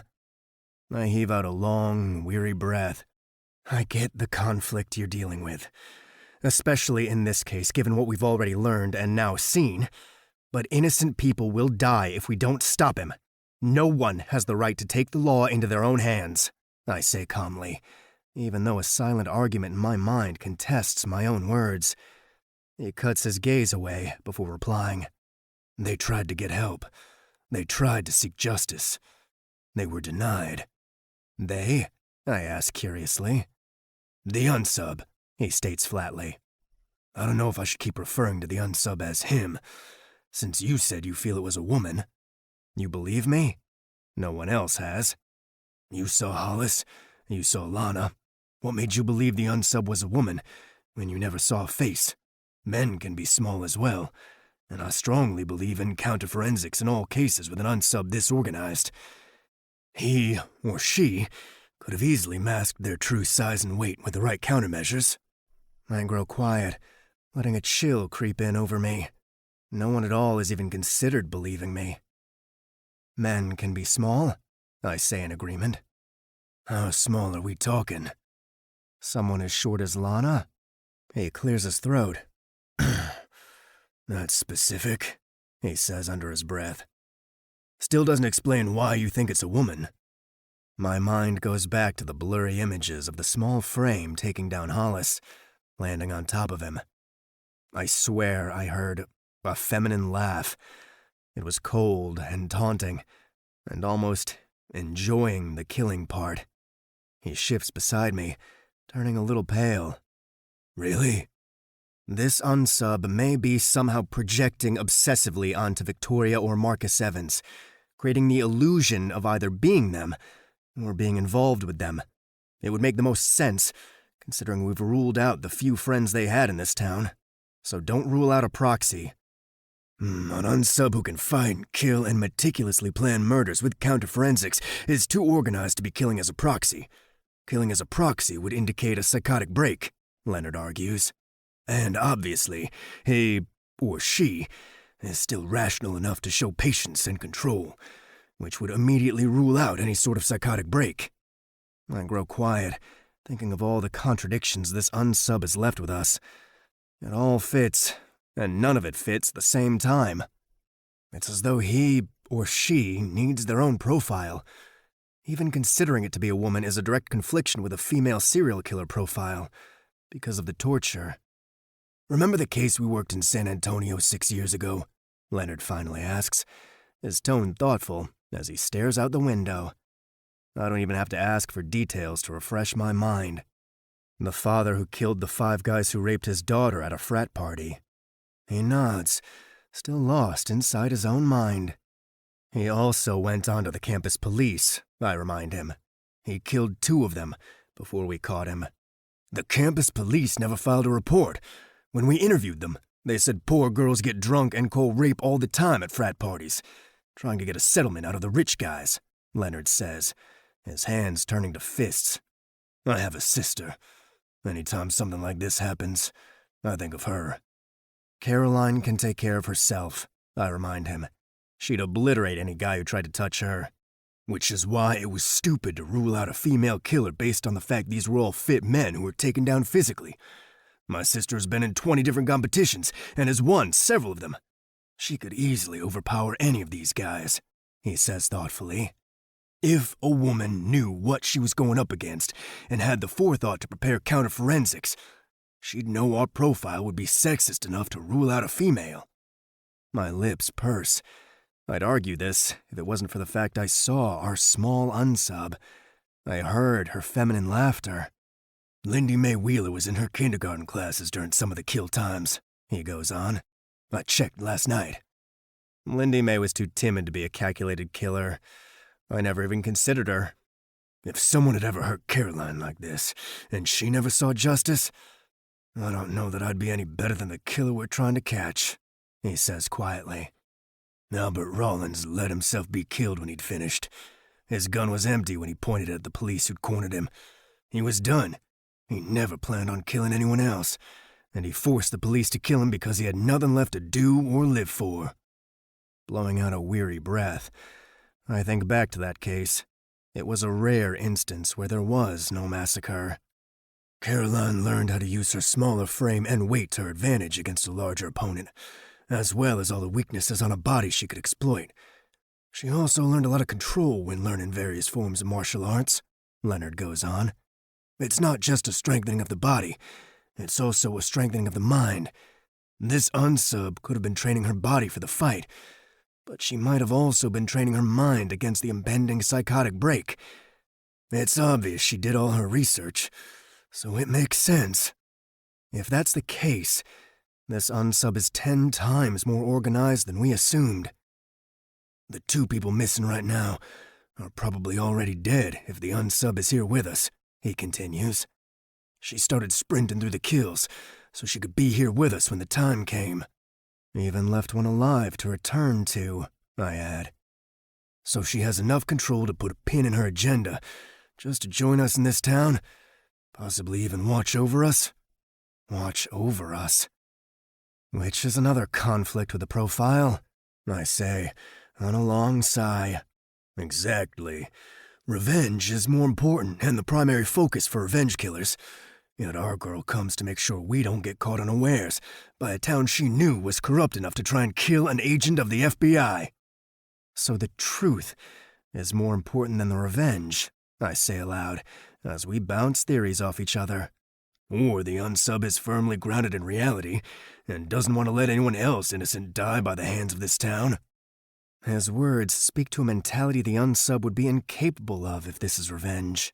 Again, nothing but conflictions, no matter how we profile.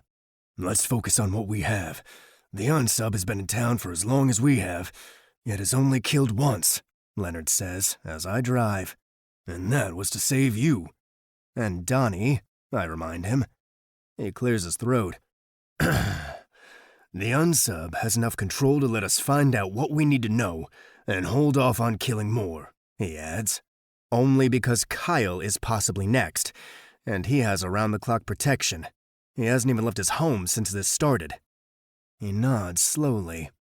Our unsub is leaving messages to taunt the town and using the voice of Jasmine Evans to remind them of how the corruption started. I take a turn, and he continues. I spoke to Lindy Mae last night, he says, surprising me. When I told her what we'd learned about the past, she told me that I only knew about 3 of Kyle Davenport's victims, that he was a serial rapist and possibly a sociopath. I pull up at the curb and shut off the engine as I turn to face him. He's the sheriff's son, and they've kept us from getting an interview. He cocks an eyebrow. We're profilers who could see through him. If he's someone who gets off on raping women, he lets his words trail off. Then he could be the original killer, I groan, then curse before punching the steering wheel. Maybe why our unsub is held off on killing him. My eyes flit to the innocuous blue house that sits idly between 2 white ones.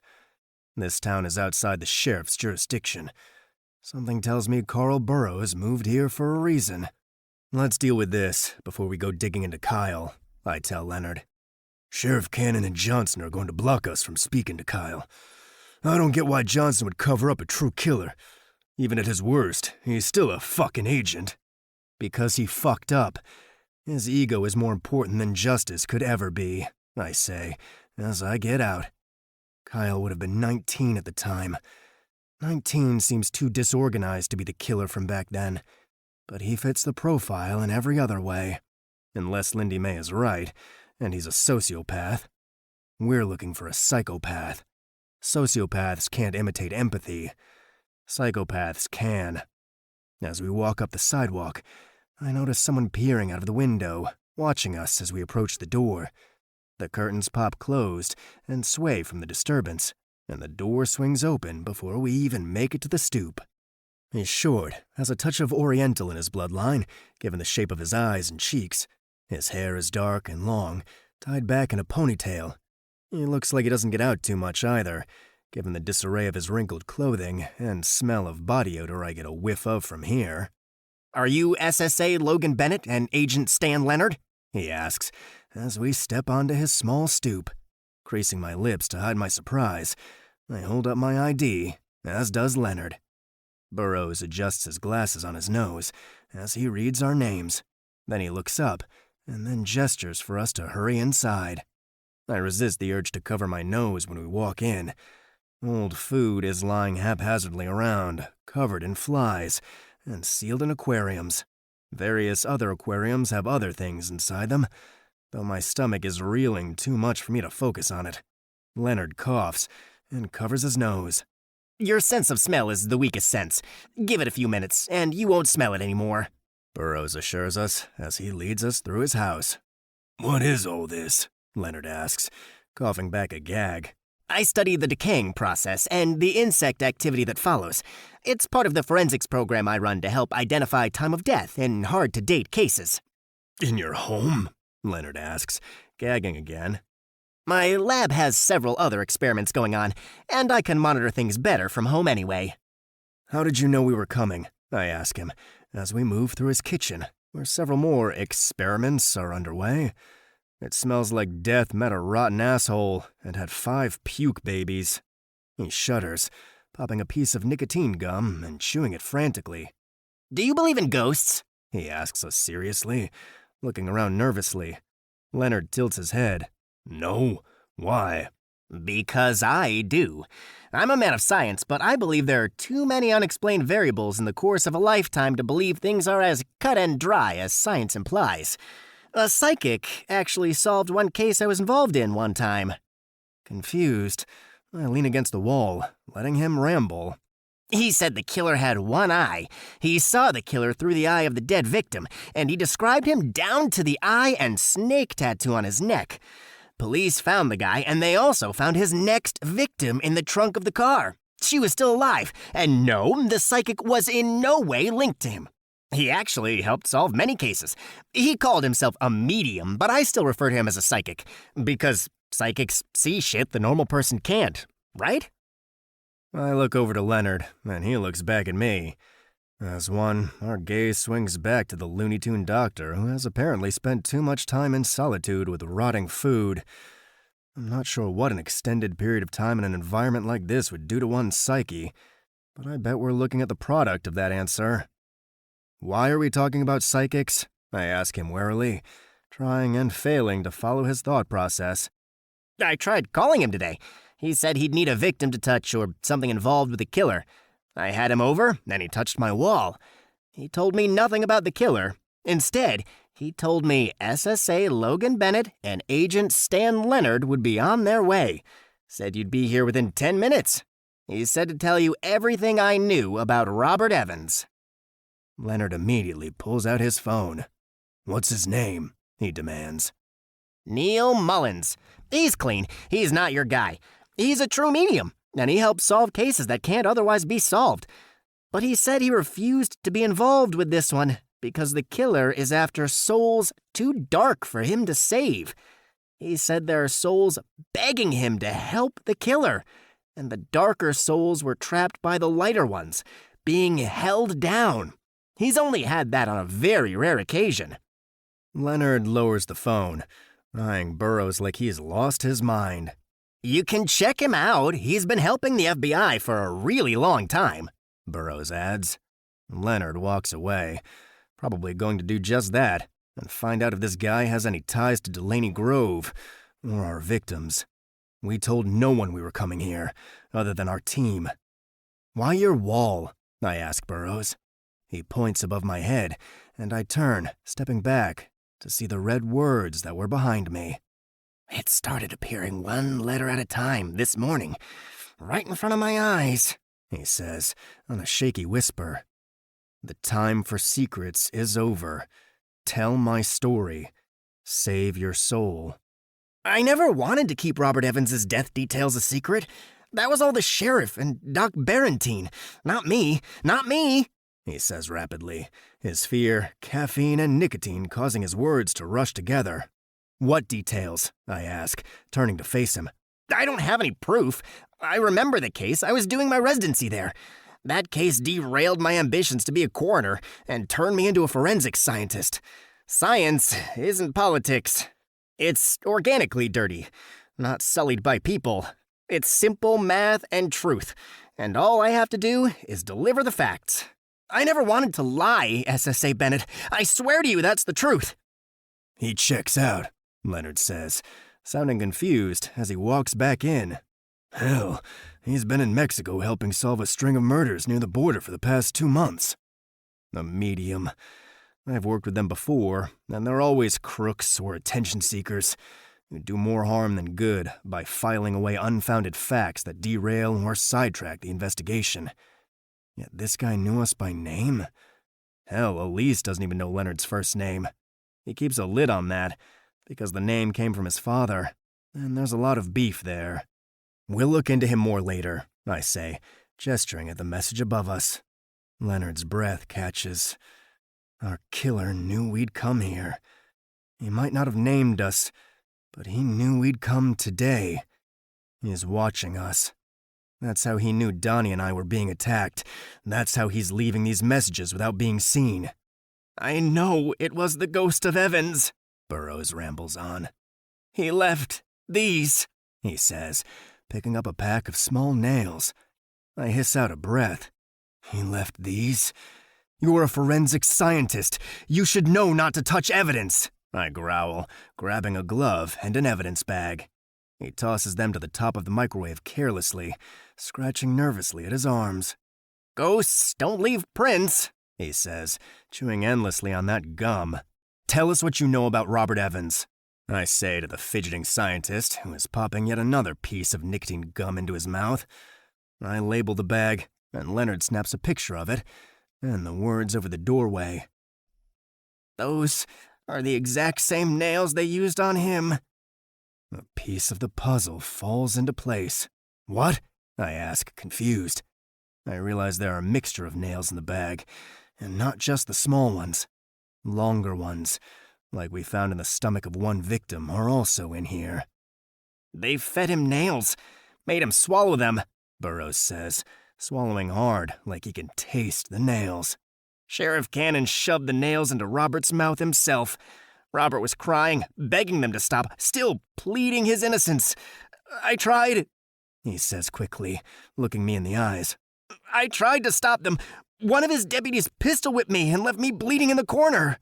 He swallows the gum, and he pops in 2 more pieces, chewing just as vigorously, as Leonard slowly lowers himself to a chair. The nails sliced through his esophagus. He was spitting up blood and screaming in pain. They took out their batons and did terrible things to his backside then. They used the batons to rape him repeatedly, held his face against the table as he bled out from both ends. The sheriff then beat him the rest of the way to death, once everyone had their turn at depravity. He chokes on his gum, and he spits it out into his hand, leaving a slobbery, sticky mess, until he dumps it into the trash. I told the leading agent back then, Johnson was his name, Miller Johnson.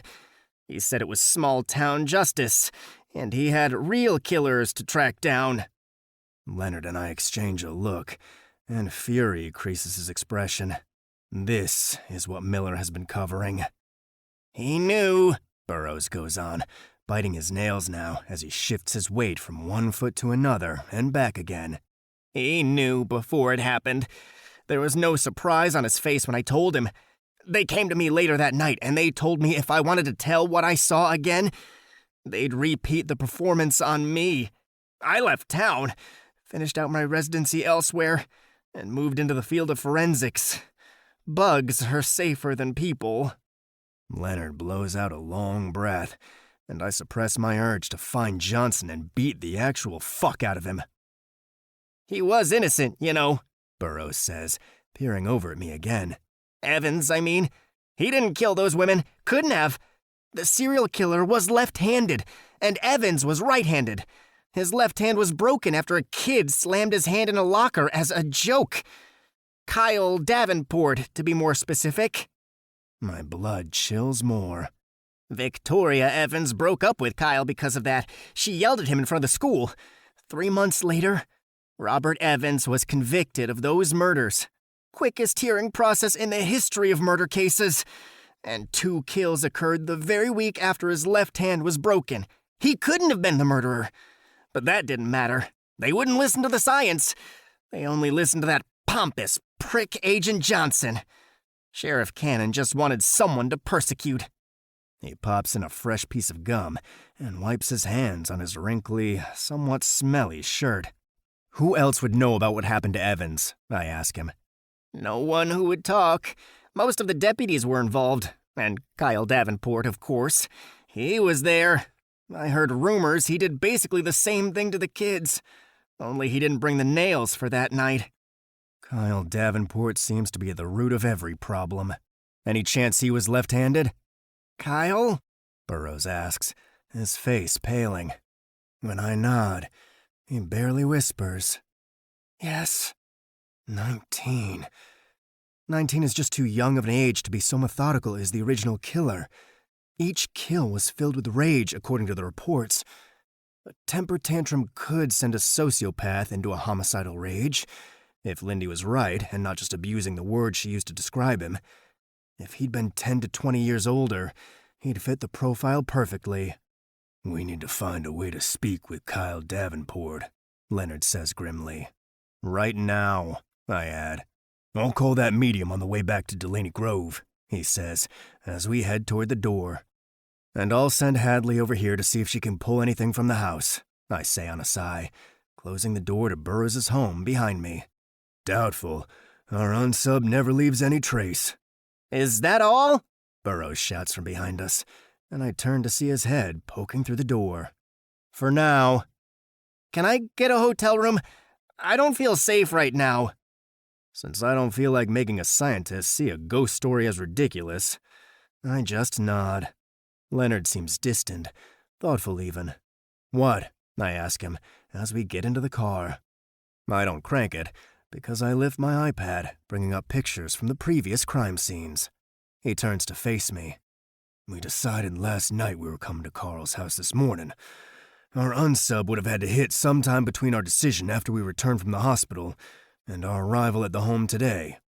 I nod slowly. I thought I had something figured out, but apparently that was wrong, because now it's impossible. He sighs. What? I ask, curious, my fingers hovering over the screen. Nothing that sounds sane anymore. Guess it was all just in my head.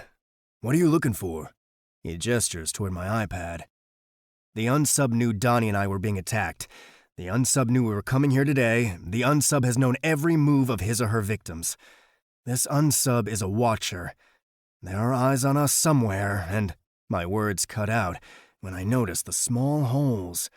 I barely remembered them because they seemed so unimportant. Each house has these in almost every room, I tell Leonard, except for some of the later kills the unsub sprinted through. I gesture toward the small holes, the size of a nailhead. Too small to be a camera, he says.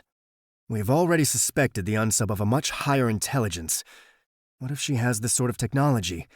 It'd explain how she managed to save me in time last night. You're just saying she now? He notes.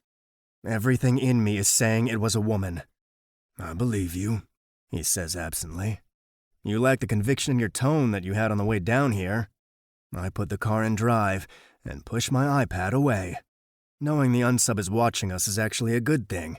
Hadley can tap into the video stream if she can find the signal, and possibly even backhack the unsub to find him. Like I said, Leonard mumbles under his breath. Thought I knew something else. Chapter 9. There are truths which are not for all men, nor for all times. Voltaire. Logan. 2 deputies block us the second we step up on the front porch of Kyle Davenport's home. Sorry, agents, but no one is going in without the sheriff's permission, the one in front of me says. Chad Briggs. I remember him. I just smirk. Unless you guys want me calling more of my guys because you're impeding a federal investigation, I suggest you step out of the way.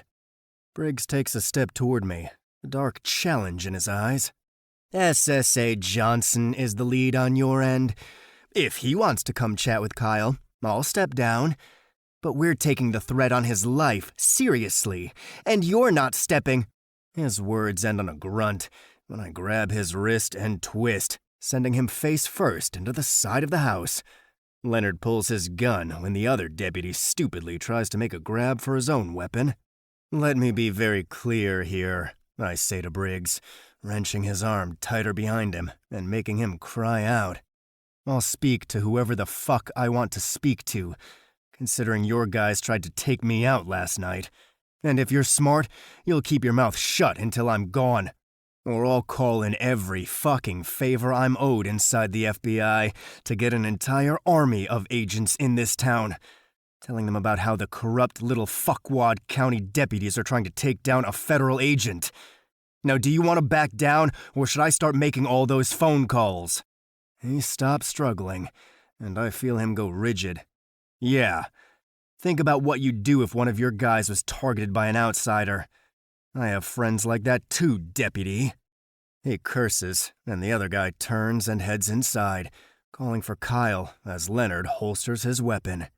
Briggs rubs his newly injured wrist, and I nudge him, forcing him inside in front of us. I'd rather talk to Kyle alone, but I don't want them calling the sheriff in like an attack dog before I get a few words in. Kyle! The other deputy shouts again.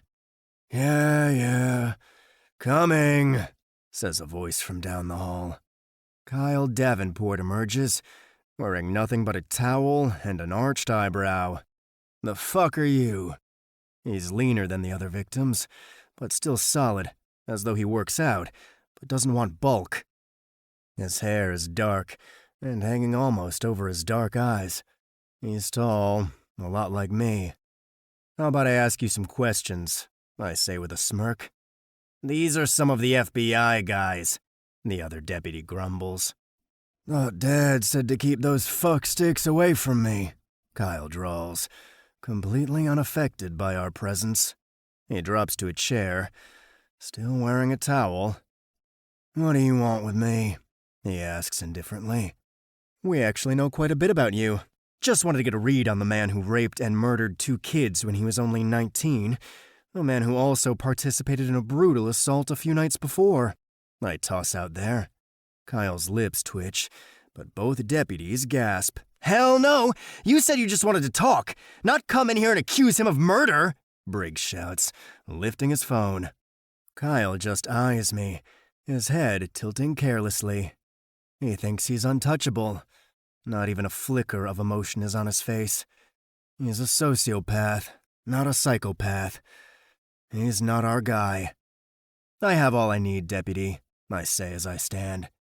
They immediately start calling the cops, but Kyle speaks just as I get to the door. That sweet little brunette in town? That your girl, agent? Kyle asks, smirking at me when I turn around. Yeah. The word is said with ease, not letting him see the rage simmering close to the surface.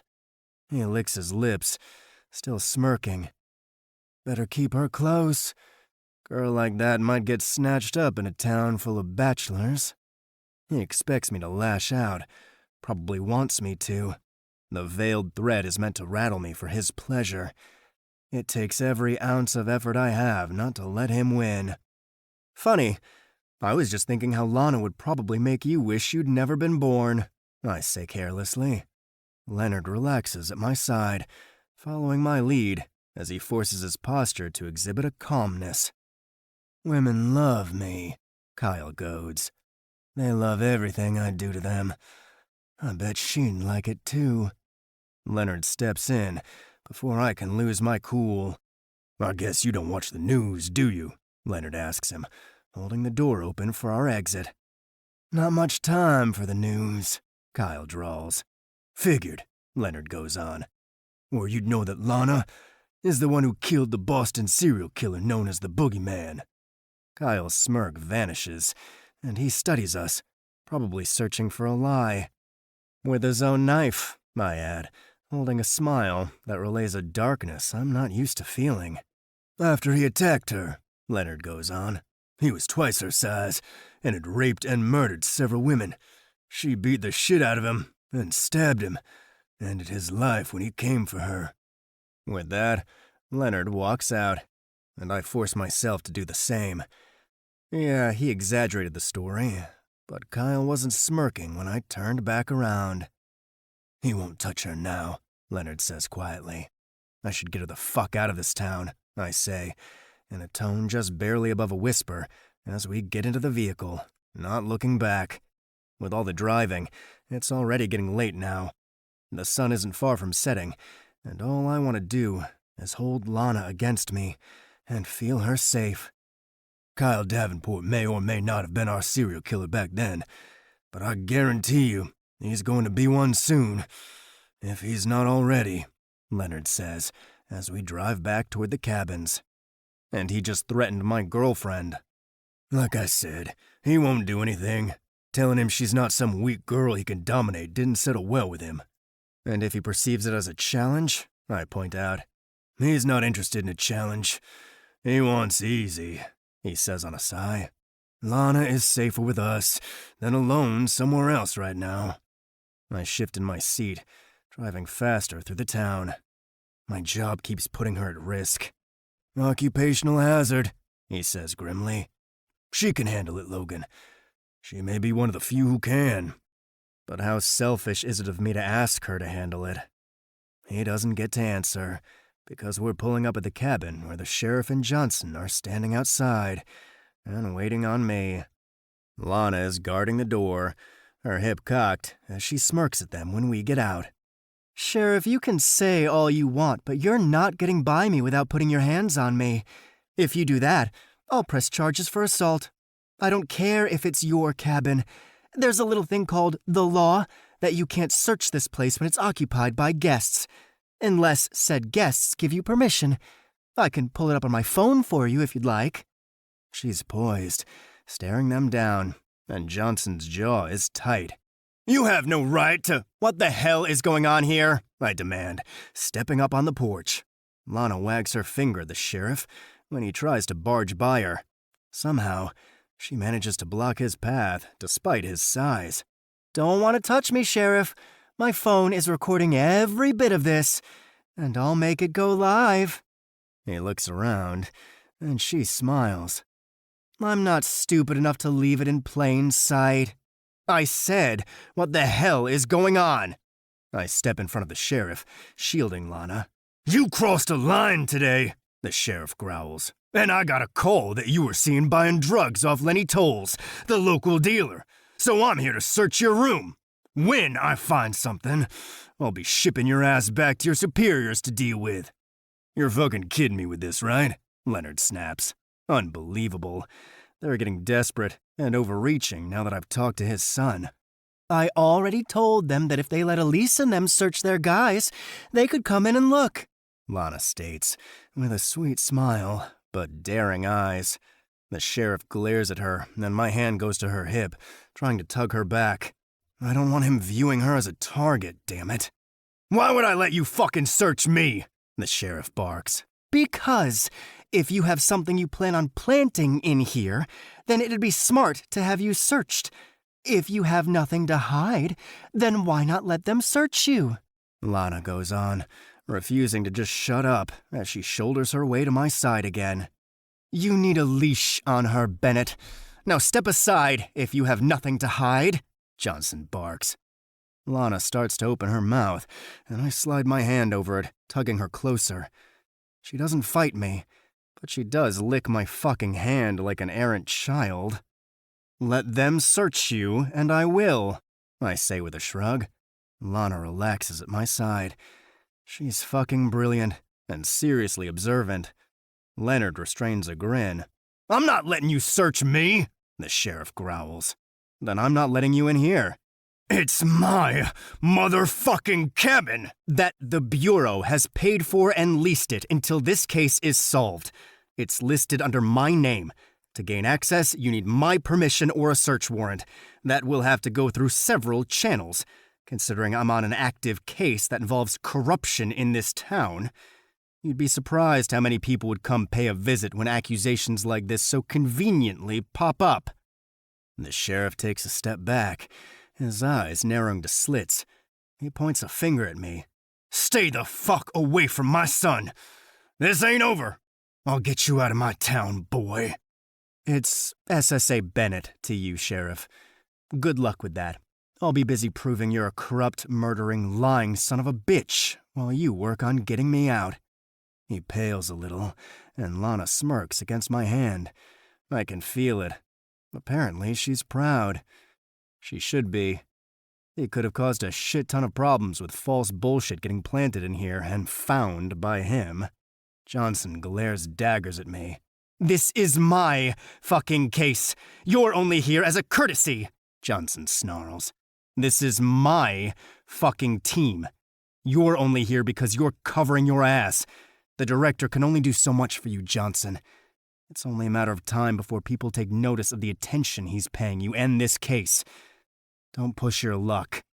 He curses, and I watch as he and the sheriff turn and walk away.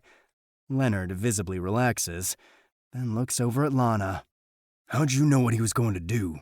He asks her. She shrugs as I release her mouth completely and wipe my wet hand on the leg of my jeans. Saw it on some crime episode one time. The bad cop got rid of the good one by framing him with drugs. Figured it was a good possibility in a town like this, and I didn't want to risk it. Elise steps onto the porch. Hadley's inside with the camera. She recorded the entire thing. Since Lana is staying here as well, she had the right to block their entry. She did good. Elise says this as though she's surprised. I cup Lana's chin and tilt her head up before staring down at her eyes. Don't fuck with either of them. The last thing I need is a target painted on your back. I wasn't fucking with them. I was simply stating my rights as a citizen of the United States, she says innocently. She even bats her fucking eyelashes. And Leonard snorts, turning away as his body shakes with silent laughter. I'm serious, I tell her sternly. She continues to bat those eyelashes over faux innocent eyes. I'll never just bend over and take it, SSA Bennett. Unless I'm bending over for you, of course. Leonard does lose it now, laughing as he walks away. I groan as her lips etch up in a smile. Lisa mutters something, surprising me with her presence as she steps away from the side of the cabin. Lana battles a smile unsuccessfully, and I roll my eyes. Hadley, you're staying here tonight. The rest of us have somewhere else to be. Keep your eyes open, I tell her, while tugging Lana against me. Always got my eyes open, Bennett, Hadley quips, as she stands and walks toward the door. As she steps out, I push Lana against the wall and crush my lips to hers, shutting her up before she can talk more. She moans into my mouth, gripping my shirt to pull me closer. And I decide my plans can wait. Chapter 10. Chance is a word void of sense. Nothing can exist without a cause. Voltaire. Lana.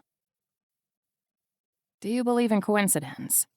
I ask Jake as I prop my feet up on the dash of his car. We're lurking in the car, parked in the shadows, and watching the long line form for the one-night-only Sin House. You'd think people would realize this little one-night show gets more action than anything in town all year long. It should attest to the fact the sick people around here are dark and demented from years of oppression. Coincidence? Yes. Coincidences as big as ours? He sighs hard. What's this about, Lana? You're seriously starting to worry me. I toy with the ends of my hair, staring down at it while we wait. Marcus always believed that nothing happened by chance, that everything was interweaved in fate's plan, and that there was a purpose for everything. What purpose is there in what happened 10 years ago to your entire family, and the only man I ever loved? He asks the question calmly, but he's good at hiding his anger. I didn't say it was a good purpose. I tell him softly, reaching over to lace our fingers together. He squeezes my hand and inhales deeply. If it hadn't been our family, it would have been another. I go on. He lays his head back, staring down the end of his nose at the ever-growing line to the sin house. What would Marcus say the reason was? He asks, though his voice is rasped. You knew him just as well as I did, if not better. You tell me. I go on, squeezing his hand this time. His lips tense for a moment, then finally he speaks. If he'd survived, you and I wouldn't have had the anger to dig into the darkness and do what it took to reap revenge. If your father hadn't been targeted, another man in his family would have been. And not everyone has the ability to go dark enough to slice men's cocks off several times and torture them for days without losing all sense of humanity. I add with a shrug. He laughs under his breath, shaking his head. Yes, he'd definitely point that out, and he'd say it almost just like that. He'd also say that no one would have the determination to see it through like you and me. He'd point out that I learned code for this very reason, that I learned tech for this very reason. My eyes settle on Logan as he walks by, looking around the line like he's searching for someone or something. We're perfectly hidden here amongst the other cars, and there's a sensor to alert us if someone gets too close. My bestie is awesomely paranoid like that. He'd tell us that Kyle Davenport might be the worst fucking person in the world and get away with it if I hadn't been the one to survive and come back to collect his debt. I say more seriously. And he'd say that the sheriff would get away with just as much and no one would ever stand up to him. He adds the same serious tone. What would he say about Logan? I ask as Logan lifts his phone, probably trying to find a teammate. They're waiting for Kyle, probably planning to watch him and see if anyone pays him any attention. I've already laid eyes on him. He's right in the middle of the line, waiting his turn. My stomach roils every time I see his face, so I refuse to keep looking. This will be the hardest one to find control. I want to slice the flesh from his body over and over and over. Rage will be evident, unless I completely skin the fucker. The haunted house is not really a house at all. It's 4 large trailers that have holes cut in the fronts and backs, and they're wedged together on the street, supported by blocks underneath. They'll be wheeled back tomorrow, stored away until next year. I doubt there will be a next year. Kyle runs a hand through his dark hair, squeezing the ass of the girl with him who doesn't look happy to be with him. He was too rough all those years ago when I stupidly dated him. I can only imagine he's worse now, given the shiner on her eye. Forcing my eyes away, I turn to Jake, waiting for him to answer. He looks lost in thought, and I start to think he never heard me. He'd say it was too coincidental not to mean something. He finally answers, the words sounding almost reverent. What do you mean? I mean, what are the odds of you running into the lead FBI agent on your case, and falling for him, and him falling for you? Your paths were meant to cross, but he wasn't meant to stop you, or he already would have. Even I, a man of pure science, cannot belittle what you have by labeling it with mere coincidence. Maybe he was meant to drag out your humanity the most right when you needed it. His eyes soften as he looks over at me. I'm sorry. I know each kill dulls you more. You got the worst end of this job. Just helping what little bit I have has seared pieces of my soul that I can't get back. My lips purse as I resume watching Logan. He makes me feel, I say, though it's something I've said many times before. My soul actually feels restored with the kills as long as I have him afterwards. He keeps you grounded and firmly attached to reality, so you don't end up like the profile. He reaches over and squeezes my knee before kissing my cheek. I give him a brittle smile as he presses his forehead against mine. He gives you a reason to want a future, he adds quietly. And through him, you found a piece of yourself you thought you'd lost. That's given me hope for a future one day too, Lana. So maybe Marcus was right. Fate is a fucking cold-hearted bitch, but everything has a purpose. I snort and wipe away a tear, while he smirks and looks straight forward, leaning away from me. The lost, pained look in his gaze lets me know he's thinking of all he and Marcus might have been, even though he says he never thinks of that. Too many tears have fallen after I swore I'd never let another tear fall. I guess Jake is right about Logan bringing back out my humanity. He can't stop me from being a monster, though.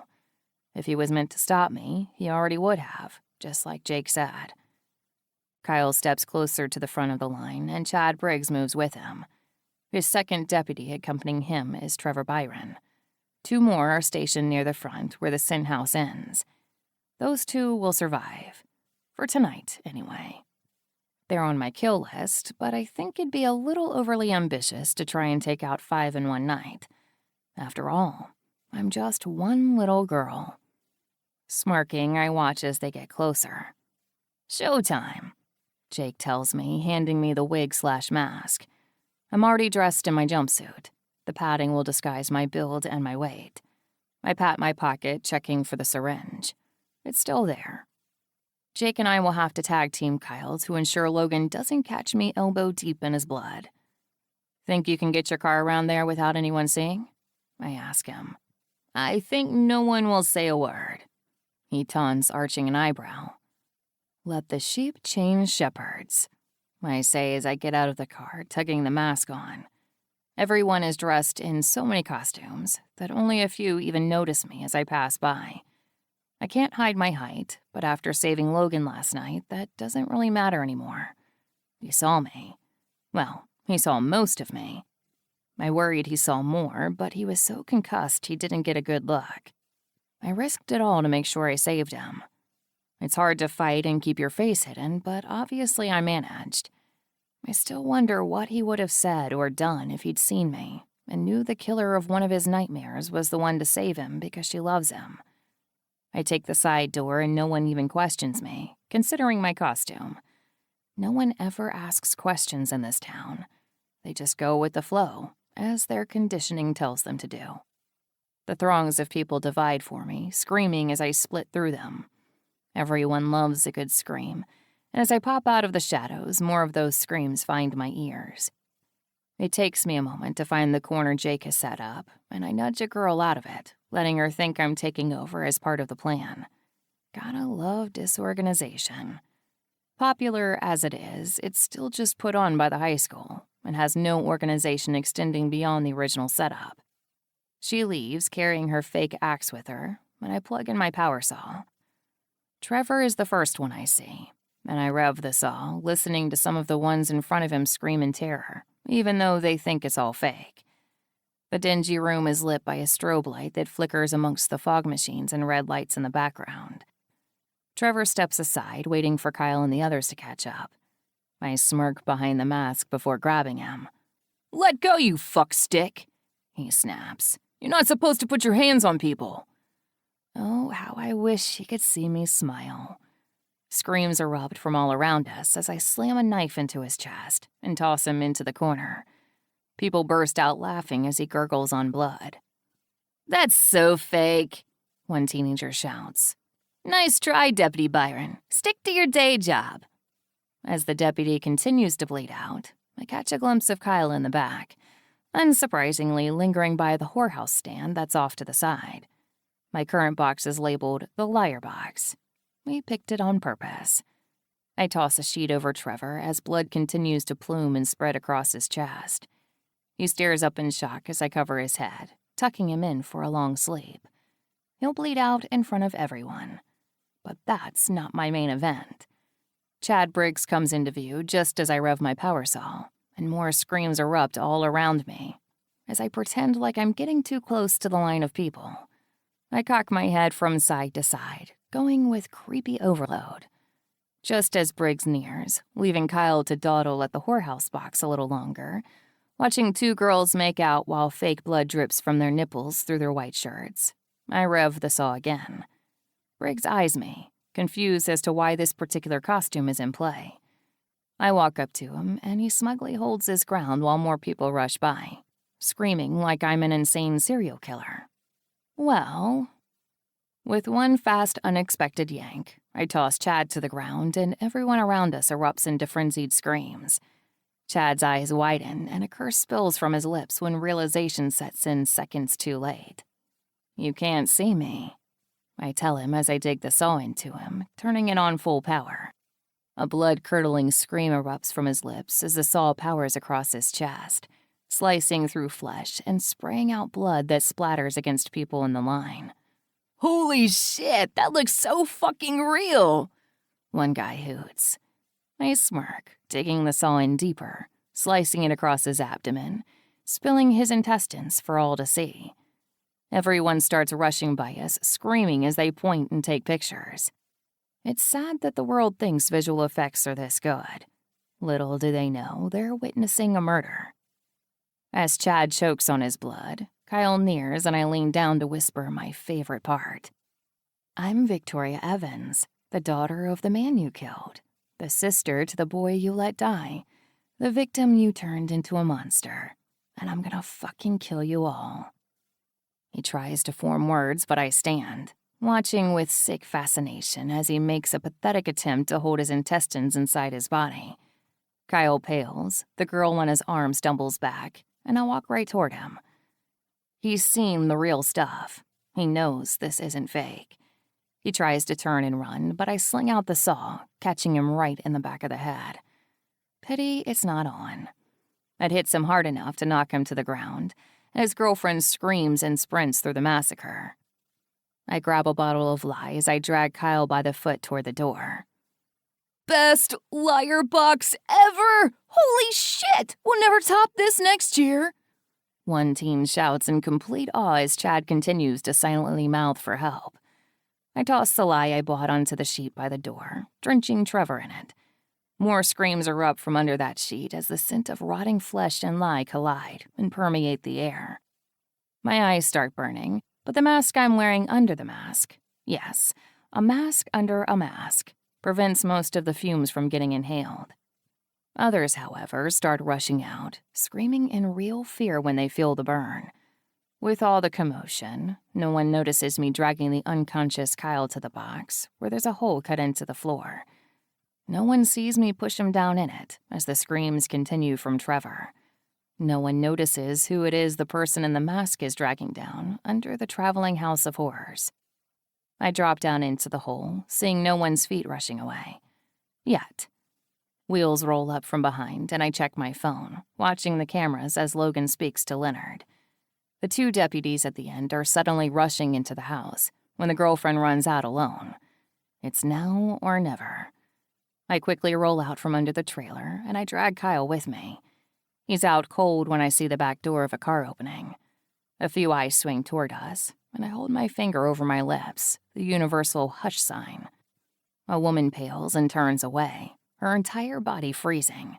She doesn't make a move or say a word.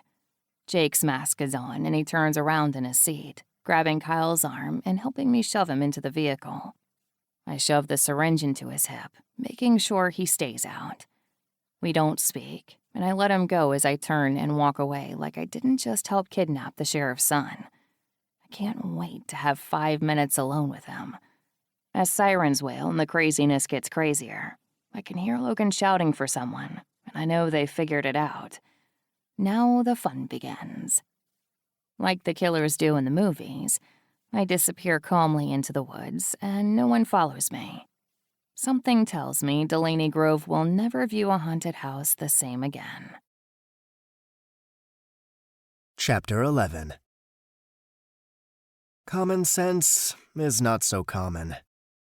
Voltaire. Logan. How the fucking hell does a killer walk by us, come inside and kill 2 officers before stealing the sheriff's son, yet no one sees a damn thing? Donnie hisses, covering his nose. If our unsub wanted to ruin the crime scene, she did a damn good job by dumping out a tub of lye. I'm not sure what was here before Kyle Davenport stupidly went in, and what the killer brought with her. You sons of bitches go see my son today, and now he's missing? The sheriff bellows, as I try to piece together the gruesome attack. Chad Briggs. I spoke to him earlier. Trevor Byron was familiar as well. Chad was sawed open, right in front of a crowd who watched with rapt attention, assuming he was just part of the show. Trevor was stabbed, then doused in lye. He's now targeting anyone in the way, Lisa says, as she pulls off her glove, staring in disgust at the parts of the body of Chad Briggs we were able to retrieve. Trevor's body can't be touched until the hazmat suits arrive. Chad Briggs has been hollowed out, all of his insides spilling when we had to lift him to carry him outside for proper examination. We don't have a ME here, but they have their own coroner, who I don't trust.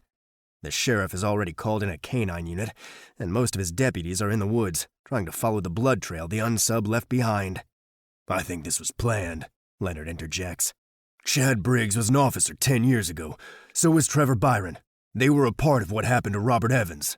Just a coincidence, Lisa says dismissively. She could have hurt the girl with Kyle, who alerted the other two what was going on. She didn't. So she's in control of the kills, Leonard argues. She? Now you think it's a girl too? Lisa groans. We can't do this to our profile, or what's the point in profiling? Not adjusting the profile makes it just as pointless, and you start thinking like Johnson, I point out.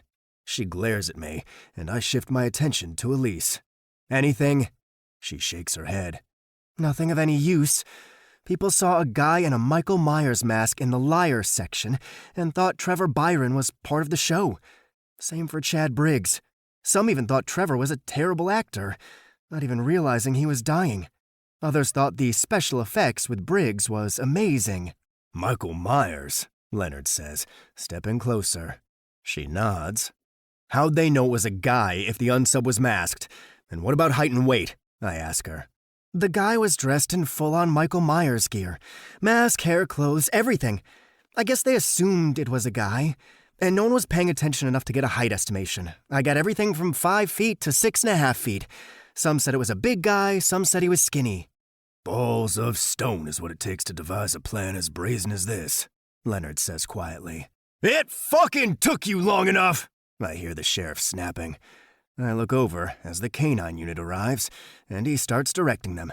If they find Kyle, it'll be a small miracle. By now, the unsub is possibly already at play. I glance over, studying the faces of everyone standing behind the caution tape. The girlfriend looks a little bruised, but those bruises were there before the unsub came in. It took her longer than it should have to get help. The unsub had time to drag Kyle out of this place. She most likely used the hole cut into the floor. This was all thought out, and somehow the unsub overlooked the girlfriend? Doubtful. Leonard follows me as I make my way toward the girl who is chewing her nails, a blanket over her shoulders as she sways from side to side. Miss Blanks. At her name, she pops her head up, looking directly into my eyes. Do you care to come talk with us? She nods dully and moves under the tape, coming closer to us. She's not in shock, despite what she saw.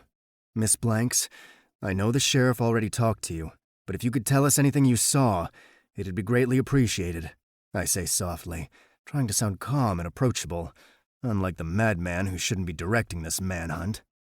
It was dark. I just saw blood and guts, and that crazy guy threw his saw at Kyle. It cocked him in the head. I thought he was going to get me next. But that didn't happen, Leonard says soothingly. What happened next? She nibbles her lip. I ran out, but turned around and saw him dragging Kyle. People were stepping over him and stuff, laughing or screaming. No one knew it was real, but I did. Some people panicked when they saw Chad because it was gross. They started to question it, but still didn't say anything aloud. I finally got out when I saw him continuing to pull Kyle, and told the other two deputies where they were inside.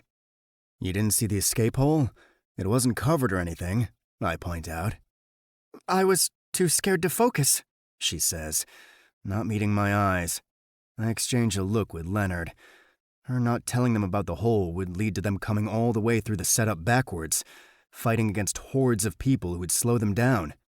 She saw the hole, She elected not to mention it, but still told what was going on to clear herself of any wrongdoings as far as the sheriff was concerned. "Thank you for your time, Miss Blanks," I say, as Leonard walks away with me. "I almost think the girlfriend wanted Kyle gone," Leonard says under his breath. I look around, surveying all the faces that don't seem the least bit upset. "Someone here saw something," I say to him, looking back at all the people whispering amongst themselves, but not saying anything to us or the sheriff's men. "Loyalties are shifting," Leonard says quietly. "What?" I ask, with the same hushed tone. He gestures around. "These people have been conditioned from speaking out for years and years, finding punishment instead of reward, finding terror instead of pride. Now, this masked crusader comes in and is calling them out on their lies, killing the corrupt ones who've oppressed them for this long. Their loyalties are shifting to our killer instead of their oppressors. Before long, they'll develop a hero-worshipping complex and consider the killer to be a vigilante, speaking out against injustice. Our killer is doing much more than speaking out against injustice," I say on a sigh. He nods. "Killing was the only option for our girl, because speaking only ever got these people killed. Or worse," he states flatly, before walking away. I'm starting to question his loyalties. Out of everyone, Leonard is the last one I thought would feel too much empathy for our killer. And we need to stop calling her our anything. Enacting possession or ownership makes the empathy ties stronger, and he's been referring to her as our girl or our killer all day. Knowing she's a female fighting against rapists also demands more sympathy and empathy. It's fucking with our heads, more so him than me. But even I'm struggling to give a damn about finding Kyle before it's too late. I haven't even called Hadley out yet to run the forensics. Deciding to force the issue, I text her, asking her to join us, and get a message back immediately that she's on the way. I also text Lana. "Me, you okay? Hadley has to come here, so I can send someone else." Lana. "All good. No need. I have to go home, deal with something tonight, and then I'll be back. My house was broken into, and Duke called to ask me to come see if anything was taken." The fuck? Me. A homicide detective is calling you about a possible burglary? Lana. "The cops couldn't reach me on my phone because my house number was the number the security company had. Duke had my cell, and he knew I was out of town. It'll be a quick trip. Promise. Love you." Heart emoji. I want to tell her to stay gone, but the sheriff might really do something stupid, like stage a break-in and go after her. Hell, for all I know, this is part of his retaliation for his son coming up missing 4 hours ago. His deranged mind believes I'm somehow involved. What if this is all a trap? Me. Stay. Don't go. I have a bad feeling. Lana. Already on the road. Stow your bad feeling. Duke will be there, and I'll deal with all the insurance stuff. Don't focus on me. Worry about your case. Everything okay? Leonard asks me. No. Lana is too fucking stubborn, I groan, putting my phone away. I'll call Duke later. Just curious, how much do you know about Lana? I arch an eyebrow. Why do you ask? He shrugs. No reason. His face changes as he looks at something in the dirt, and he kneels. Were there any cars parked over here tonight? He asks. We tape this side up, not allowing cars to pass. His eyes dart up to the path between the trees. It's big enough for a small car, but... The blood trail led into the woods, Elise says, interrupting my thoughts. All of it was blood from the 2 victims he killed, but that's what happens when you saw a guy to pieces and stab another. Kyle Davenport didn't go into the woods. There'd be drag marks, I say, finally getting my head on right. The killer went into the woods, but not Kyle, Elise says, confused. How? Leonard pales, as he and I look at each other. Because our unsub has a partner. Chapter 12. Clever tyrants are never punished. Voltaire. Lana. You sure you'll be able to sit in on this? I ask Jake as I walk in, pulling my sweatshirt off. Waited too long, and I'm pissed off enough to handle the Gordonite, Lana. Just looking at him makes me want to kill him. I'll be fine. It'll be the worst, I remind him. He rolls his shoulders back. I'll let you know if I need a break, but I doubt I will for this one." His jaw ticks and I nod, looking idly at the selection of shiny knives that are just waiting to turn red. "What vehicle did you drive?" Jake asks me randomly. "The Lexus you parked at Lindy's old house? No one saw you?" I shake my head to answer his question. "Logan?" he asks. I'll tell him I took the bus until I could call a cab. My eyes lift to his. "Why the third degree?" He purses his lips. "They know you have a partner now. It's just a matter of time before they unravel the whole thing, Lana." He holds up his phone as the cameras catch them all heading into the thick of the woods. Dogs are going crazy, but they won't find anything. Everything was tossed into the water after I saturated the clothing and mask in bleach. We knew we couldn't afford the time to leave behind fresh drag marks. It was inevitable they'd learn of a partnership. I say casually, moving toward the viewing window. Kyle is banging against the one-way glass that serves as a mirror from his perspective. In fact, the entire box he's screaming inside is full of this glass, other than the ceiling, which is actually a mirror. The walls are bulletproof, practically impossible to break, despite his frantic punching and kicking. His hand is a bloody mess from trying to punch through it, and I smirk. Maybe I know he hates small spaces and planned this beautiful killing spot 2 years ago. Maybe I built this underground tomb full of mirrors just for him. Just for his death. Jake already stripped him of his clothing, leaving him completely naked and vulnerable. The sight of Kyle's naked body makes my stomach roil. "Was Duke suspicious?" Jake asks as I flip on the intercom switch, allowing us to hear the endless threats spilling from the lips of my next victim. He doesn't know how empty those threats are. "No. The police called him when they couldn't reach me immediately, since he took it personally that the boogeyman attacked after he let his guard down on his quest to a bigger, better case. His guilt-induced involvement actually helps us, because I had to see him, and he's far more reliable as a witness to my whereabouts than any regular cop. He's watching my house, convinced I'm inside right now. And if he decides to knock and check up on you, you're showing signs of the paranoia we promised to discuss if either of us suffered from it," I say, turning to face Jake. "Paranoia evokes recklessness." "That's a logical question," Jake says, clearing his face of all emotion, hiding the inner panic I know is there. I turn down the intercom as Kyle threatens to tear a spine out. If he knocks and I don't answer, he'll call. I wag my phone at him, and I'll answer. If he asks where I am, I'll tell him I went for a run to clear my head, which I did run right through the trails in the back of the woods. We're 2 miles from my house. I can easily run right back. I bought that house for this reason, even though I only moved in not too long ago. You know all this already, so why the freak out? He blows out a harsh breath as Kyle starts throwing himself against the glass in a desperate attempt to break it. He simply bounces off, not even making so much as a crack in the resilient surface. "Sorry," Jake finally says. "It's just, things are starting to go wrong. First, Logan sees you, but doesn't see your face by some miracle. Then you deliberately find him when you shouldn't have been able to, and get him an ambulance. He suspects a woman, Lana. You told me that. And now they know you have a partner. It just feels like everything is going to end before we're ready." I put a hand on his shoulder, giving him a sympathetic half smile. "I get it, but he could have died if I hadn't saved him. And we ran the risk of the partner thing with no drag marks. It was the only way to get Kyle, though. Breaking into this house would have been twice as hard with all 4 deputies inside." He sighs harshly. "If your life had been at risk and Marcus was the one reaping revenge for me, he'd have sacrificed it all to save you, just as you would have for him." His gaze softens and he leans forward, kissing the top of my head, a brotherly show of affection. "If it was Marcus doing this, I'd still be at his side," he whispers softly. "I'd be helping him. Can you say the same for Logan?"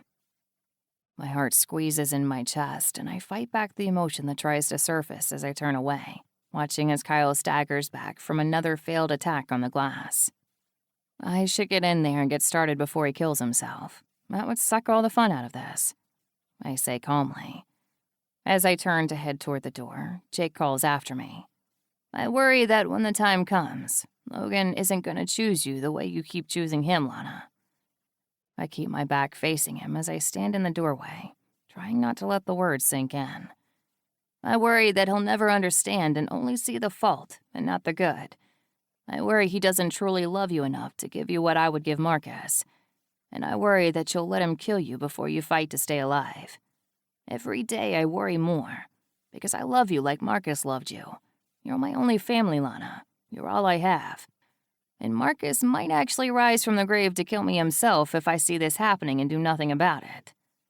A small smile tries to form as a tear rolls down my cheek. Marcus would have chosen you over me. I whisper hoarsely. I doubt that, Lana. And I've already failed you once. I failed you worse than I ever could have imagined. You didn't fail me, Jake, I say without turning around. You were failed by everyone else. I twist my head around so that our eyes meet, and add, but you're the hero in all the fairy tales that doesn't expect the heroine to put out. He bursts out laughing, and I flash a smile before walking away. The smile falls the second I'm not in sight, and I put a hand on my chest, fighting the pain I don't want him to see. So much we learned. So much we know. So much we have going on at once. And all I can think about is what Logan will do if he learns the truth. Once again, pulling up a facade of composure, I push through the door, and the killer inside me emerges, turning my heart to ice and my nerves to steel. Kyle doesn't even notice me until the door shuts and seals with a lock, the sound echoing around us. His murderous gaze swings to me, but then he falters, his eyebrows raising in confusion. The fucking feds? The fucking feds are responsible for this, he shouts. I'll have you all on a fucking platter when my father finds out about this. A dark grin slithers across my lips like a serpent's ominous smile. Oh, the feds have nothing to do with this, Kyle. Don't you remember me? I ask, my tone light but taunting, as I take a step to the right, moving idly through the mirrored room. He cocks his head to the side.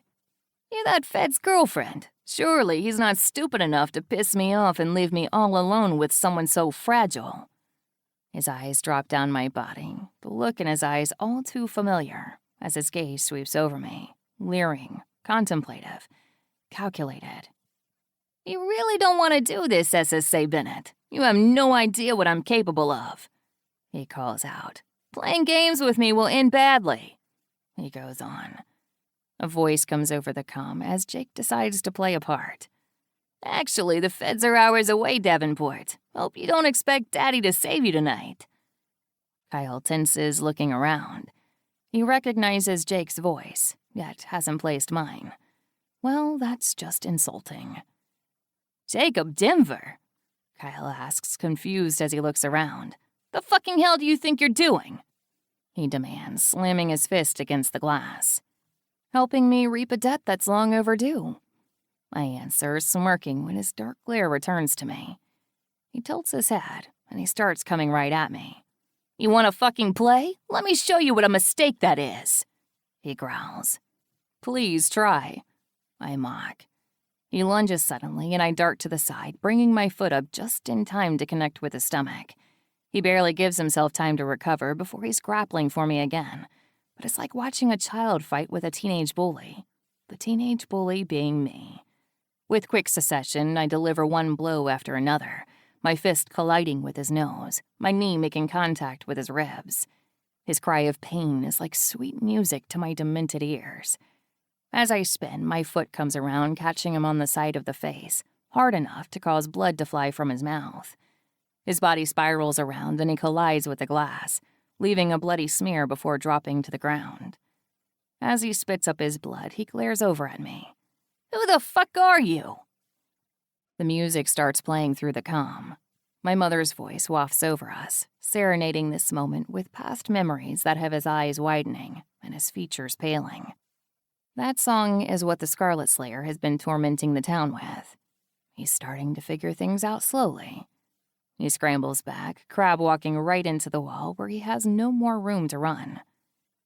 I'm the girl you thought you broke, I say quietly, taking a step toward him as his body seizes in delicious fear. I'm the girl you took too much from. Another step from me, and a pained sound from him as he tries to stand, but falls back down in his haste. I'm the girl you thought you killed. He finally gets to his feet, and my fist shoots out, connecting with his face over and over as he weakly tries to shield himself. I finally grab his hair and slam his face into the glass, knowing Jake is on the other side and enjoying this like I am. I'm the girl who finally ends your reign of terror. No! He groans, wincing when I slam his face into the wall again. Then I grab his hair, jerking his head back, letting him see the bloody reflection of his face staring back at him. I'm gonna let you watch every fucking second of it, just like you did for Marcus. He cries out in pain when I wrench his arm back hard enough to dislocate it from its socket, using just the right angle. He turns and tries to hit me with his good hand, but it's a pathetic swing that I dodge with too much ease. So weak, I taunt. All those women were hurt by such a weak man. His eyes darken, and a sick smile spreads over my lips as a knife slides to my feet, accompanied by the sound of the door shutting and sealing again. I think I'll join you on this one, Jake says as he nears. Kyle dives for the knife, but I pick it up and kick him away, ignoring the burning tears trying to breach my eyes. I've envisioned this moment for so long, but he's so much weaker than I remember. I remember the strength he held us down with, his words coming back to me as Jake wrestles the screaming Kyle to the ground, restraining his arms just the way he held us restrained. Oh, you're gonna love this baby, just like you used to. I grab the knife and slam it down on one finger, listening to the ripe screams that follow. A shudder slithers through me, the high of revenge oozing through my veins with a tangible presence. It takes a little effort, but the knife finally cracks through the fragile bone, and another blood-curdling scream is released into the box. Jake smirks as I hold up the first finger. Hold her down. Hold Marcus down, too. This is gonna be fun. This is going to be fun, I say, echoing his words from the past as I shove the finger into his mouth and hold my hand down as I clutch his nose. I straddle his body to hold him steadier and listen as he gags and chokes on his own finger that I cut off mid-knuckle.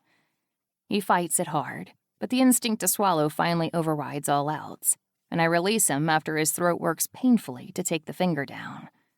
As soon as I release him, he vomits, turning his head to the side as tears run down his face. Don't get sick, Victoria, Kyle taunts as I retch, spilling my guts on the pavement, then forced to wallow in it as he holds me down for Lawrence to have his turn. We're just getting started. Don't get sick, Kyle. We're just getting started, I say, slicing through another finger, taking one more digit that once held me in place. As he cries out, more memories assault me, and tears of pure hatred skid down my cheeks unexpectedly. The daughter of a whore and a fucking pussy. You see, I know your dad never had the balls to kill those women. I just didn't care. Now take it, Victoria. Take it and shut the hell up. Take it, I shout, slicing through another finger. Take it and shut the hell up.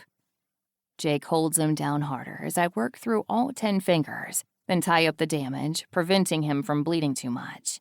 Kyle is a sobbing mess, but I wasn't lying. We're just getting started. Your turn, Tyler. Saddle up. It's bareback and fun tonight. Kyle goads, grabbing my naked crotch and then slapping it. It's getting a little worn out. This is for me, I hiss, slicing the blade down his torso, scooting back as he screams in agony. The slice is just shallow enough to burn like fire, but not deep enough to bleed too much. Another memory surfaces, one that has my heart being suffocated and squeezed to death. I'm sorry, Miss Carlyle, but it seems like the damage done to your internal organs and the life-saving measures they took at the hospital have prevented you from ever being able to have children. They were forced to perform an emergency hysterectomy. More tears cascade down my cheeks as I slice him to the side, slowly flaying a piece of flesh from his body like the monstrous pro I've become. This is for my father, I tell him, carving another section. Your father was weak. He cried as my dad's guys took turns. Oh, let me tell you everything they did and how your father cried like a little bitch. I peel back a square of flesh, removing it from his body. Barely any blood flows because of how perfectly executed it is. But he still screams and cries because it burns like hell. He'll be skinned alive before I'm done. His ass is tighter than her cunt if anyone wants a turn on that. He's a fucking faggot, so he's enjoying it, Kyle says while laughing. Did you get shit on your dick? Morgan taunts. Nah, just needed to feel something that worn-out whore can't provide. She stopped being tight the first time I shoved my dick in her. Another piece of flesh is carved away, and Jake continues to restrain Kyle as my tears grow more fervent and feverish, burning my own flesh. I took your virginity a long time ago. It's only right that I take this too, Kyle says, flipping me to my stomach as I cry out, forcing the tears back as he pushes me up on my knees and spreads my butt cheeks. Please don't, I scream.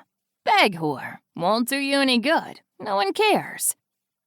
Please stop, Kyle cries out as I wave another square of flesh in front of his eyes. Beg whore. Won't do you any good, I whisper darkly. No one cares. His eyes try to shut, but I grab his jaw, forcing them to open and stare at the mirror above our heads. We have a long way to go, I tell him calmly. And you're going to be awake for all of it, even if I have to sew your eyelids open. So you choose if that's necessary or not. Tears pour from his eyes for a different reason than they fall from mine. Mine fall from 10 years of anguish that I've suppressed, 10 years of hatred I've confined, 10 years of pain I've ignored. This is the monster that led the charge, and he'll die by my hands. My tears fall for freedom. They fall because he'll no longer haunt my nightmares. I'll lull myself to sleep with the memories of the screams he shares so freely. Don't worry, Victoria. You won't die yet, Kyle says as he slides the small knife over my body, leaving behind a faint trail of blood. We still have all night. My knife slides down as I climb off his body, and it nicks the limp flesh between his legs. Unlike Morgan, he's not a sexual deviant. He's just a sick son of a bitch who happens to have sociopathic tendencies. He freezes, his eyes widening in horror, knowing what's to come. Don't worry, Kyle. I'm not ready for the grand finale just yet. We still have all night. Now everyone will know you're the whore. The whole town will see what you really are. You'll never get away with this, my brother shouts, but Kyle ignores him, speaking to me as though I'm the one who shared those words. It'll be like this never happened, Victoria, because you don't matter, and my father will still be the one they all fear, while you rot in your grave with your faggot brother and pussy father. I lower my voice as I stare into his wide, terrified eyes that are still streaming with unrelenting tears. But tomorrow, the whole town will see what you really are. A weak, pointless man they once feared. Now I'll be what they fear, and your father's turn is coming. Then the two of you will rot in your graves while I walk away from all of this, knowing the better monster won the war. As another scream pierces the air, my tears slow down, the memories ebb, and the coldness only Logan can thaw washes over me with a choking hold. Kyle Davenport won't last the whole night, but I'm damn sure gonna try and take as long as possible. Chapter 13. Injustice, in the end, produces independence. Voltaire. Logan. I'm half asleep when I feel a body sliding over mine and lips strumming my cheek. At first, I just lie there, feeling the warmth of the other person. But then my eyes fly open and my hand shoots out, ready to slam into... My eyes widen as Lana catches my wrist with a stronger grip than I thought her capable of, and yanks her head back, her eyes widening in shock as she barely dodges my swing. "Fuck!" I shout, jerking upright as she straddles me. "I'm so sorry. What the hell? I didn't..." She starts laughing, confusing the hell out of me. "I guess that was a stupid way to wake you up when you didn't go to sleep with me," she says, smiling now as she drops my wrist and tosses her arms around my neck. I'm almost shaking with how close I came to nearly hitting her. Thank fuck she has good reflexes. Damn it, Lana, I'm so sorry. Don't be, she says, grinning as she brushes her lips over mine. At least I don't have to worry about some other woman seducing you when I'm away. I groan, returning her kiss, as my body continues to quake. You'd never have to worry about that anyway.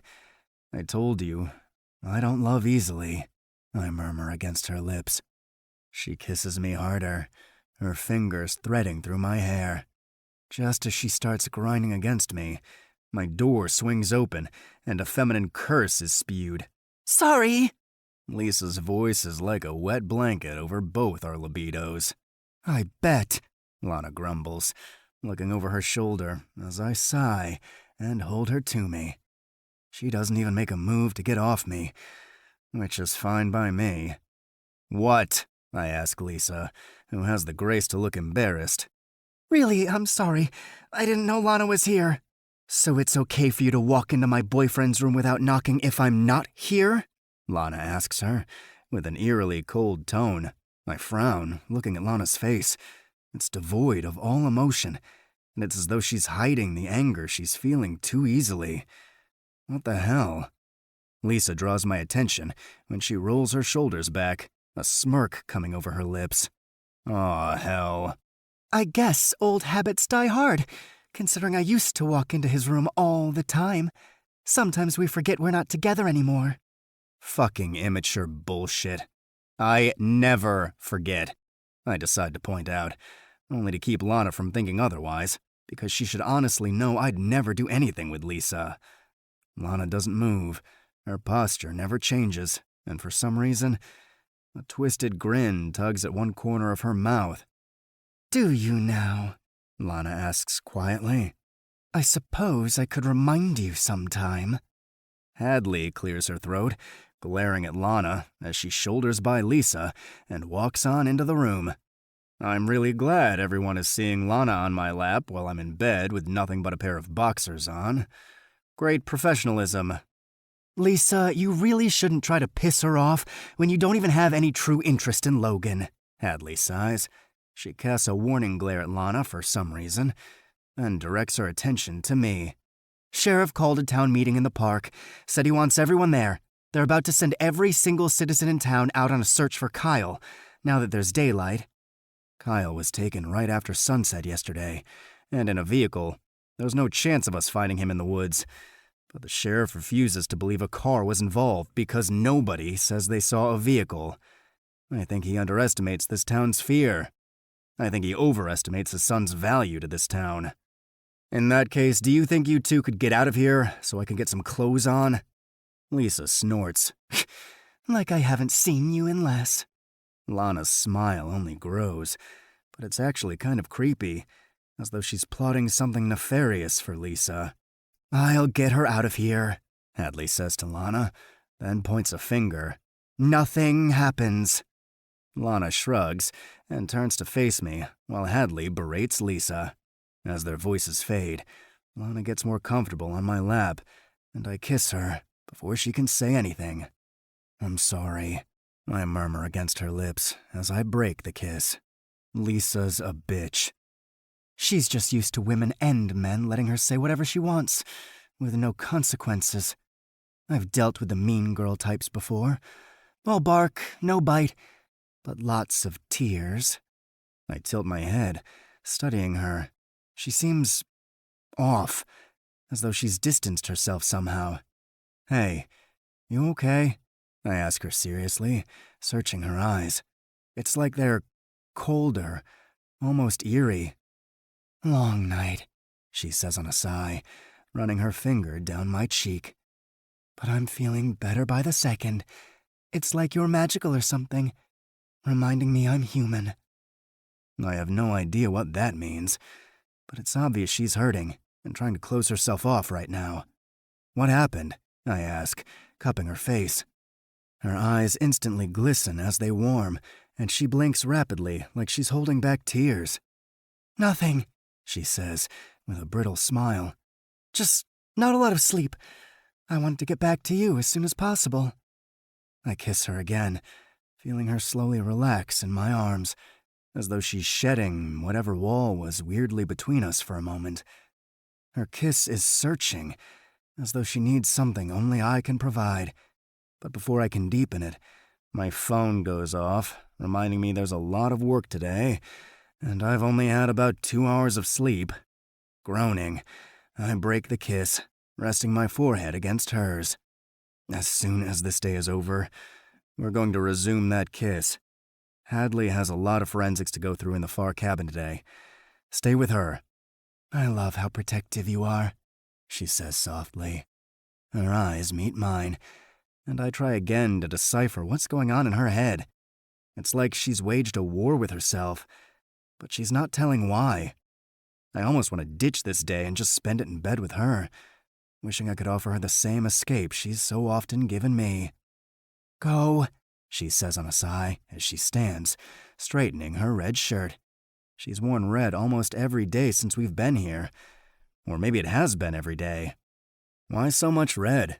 I ask her, fingering the hem of her shirt as she stands. I just tossed a bunch of clothes in my bag. Apparently I picked some stuff from my red section. She flashes a smile, rolling her eyes. You have a red section? I have a massive closet. Has to be organized somehow. She skips out of the room, and I stand, running a hand through my hair. I don't even have time to take a shower to wake me up, since my phone won't shut the hell up. As I leave the cabin, I glance down, catching a glimpse of Lana as she disappears inside our temporary headquarters. Leonard is waiting for me when I get outside. Problems? He asks, his eyes on the far cabin where Lana and Hadley are inside. Lisa. He snorts and gets in, and I start pulling out. Lisa looked pleased with herself when she left. She's a pain in the ass. Quickly, I also tell him the details of the wonderful fucking morning I've already had. What'd Lana do? Smiled at her and made a snide remark, but there was no bite to her tone. It was actually sort of weird. There was no aggression. Almost any other woman would have flown off the handle if my ex stalked in and stirred shit like Lisa did.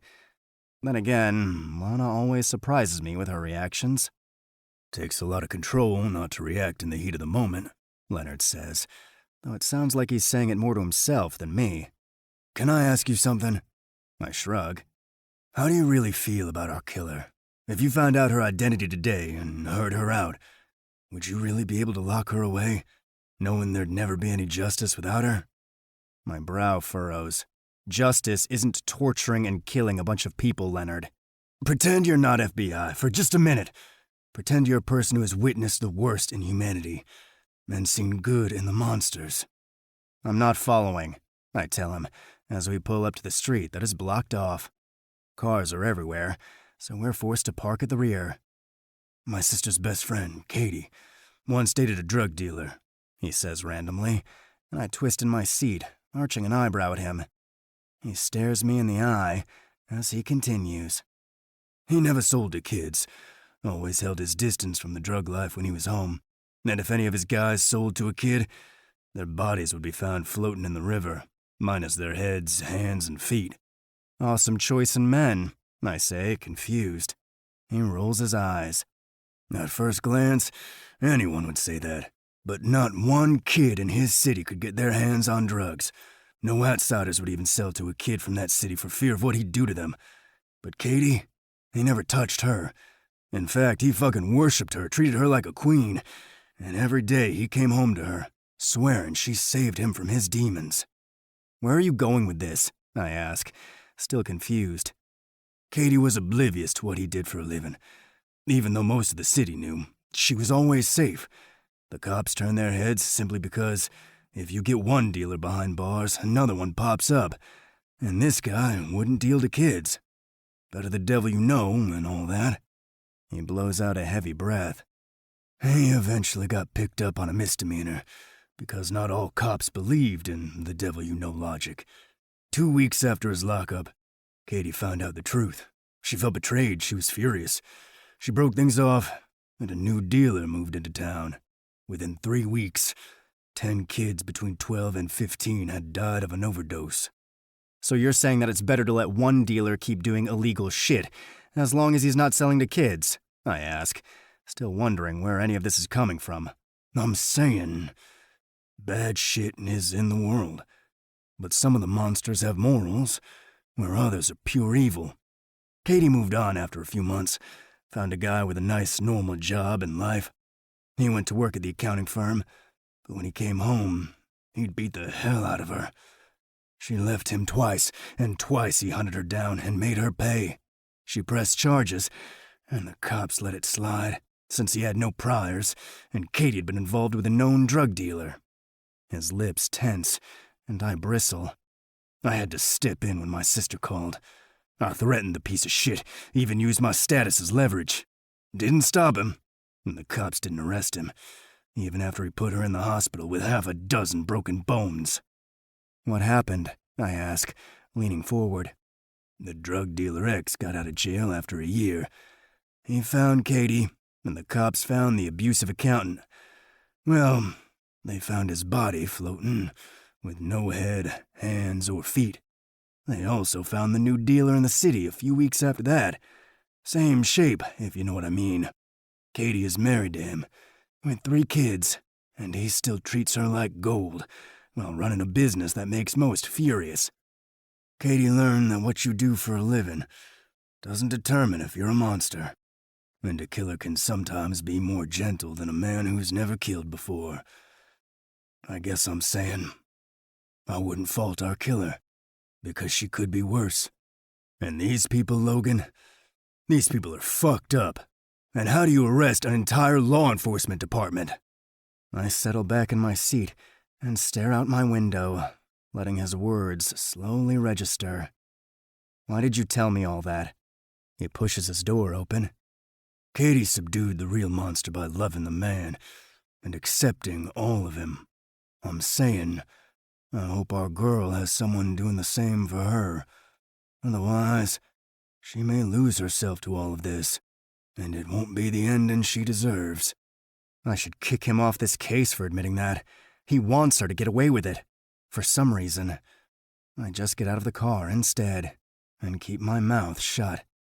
Donnie approaches, and Leonard stiffens, possibly worried that I'm about to announce the fact he's compromised and shouldn't be on this case. "What do you have?" I ask him. Leonard relaxes as Donnie answers.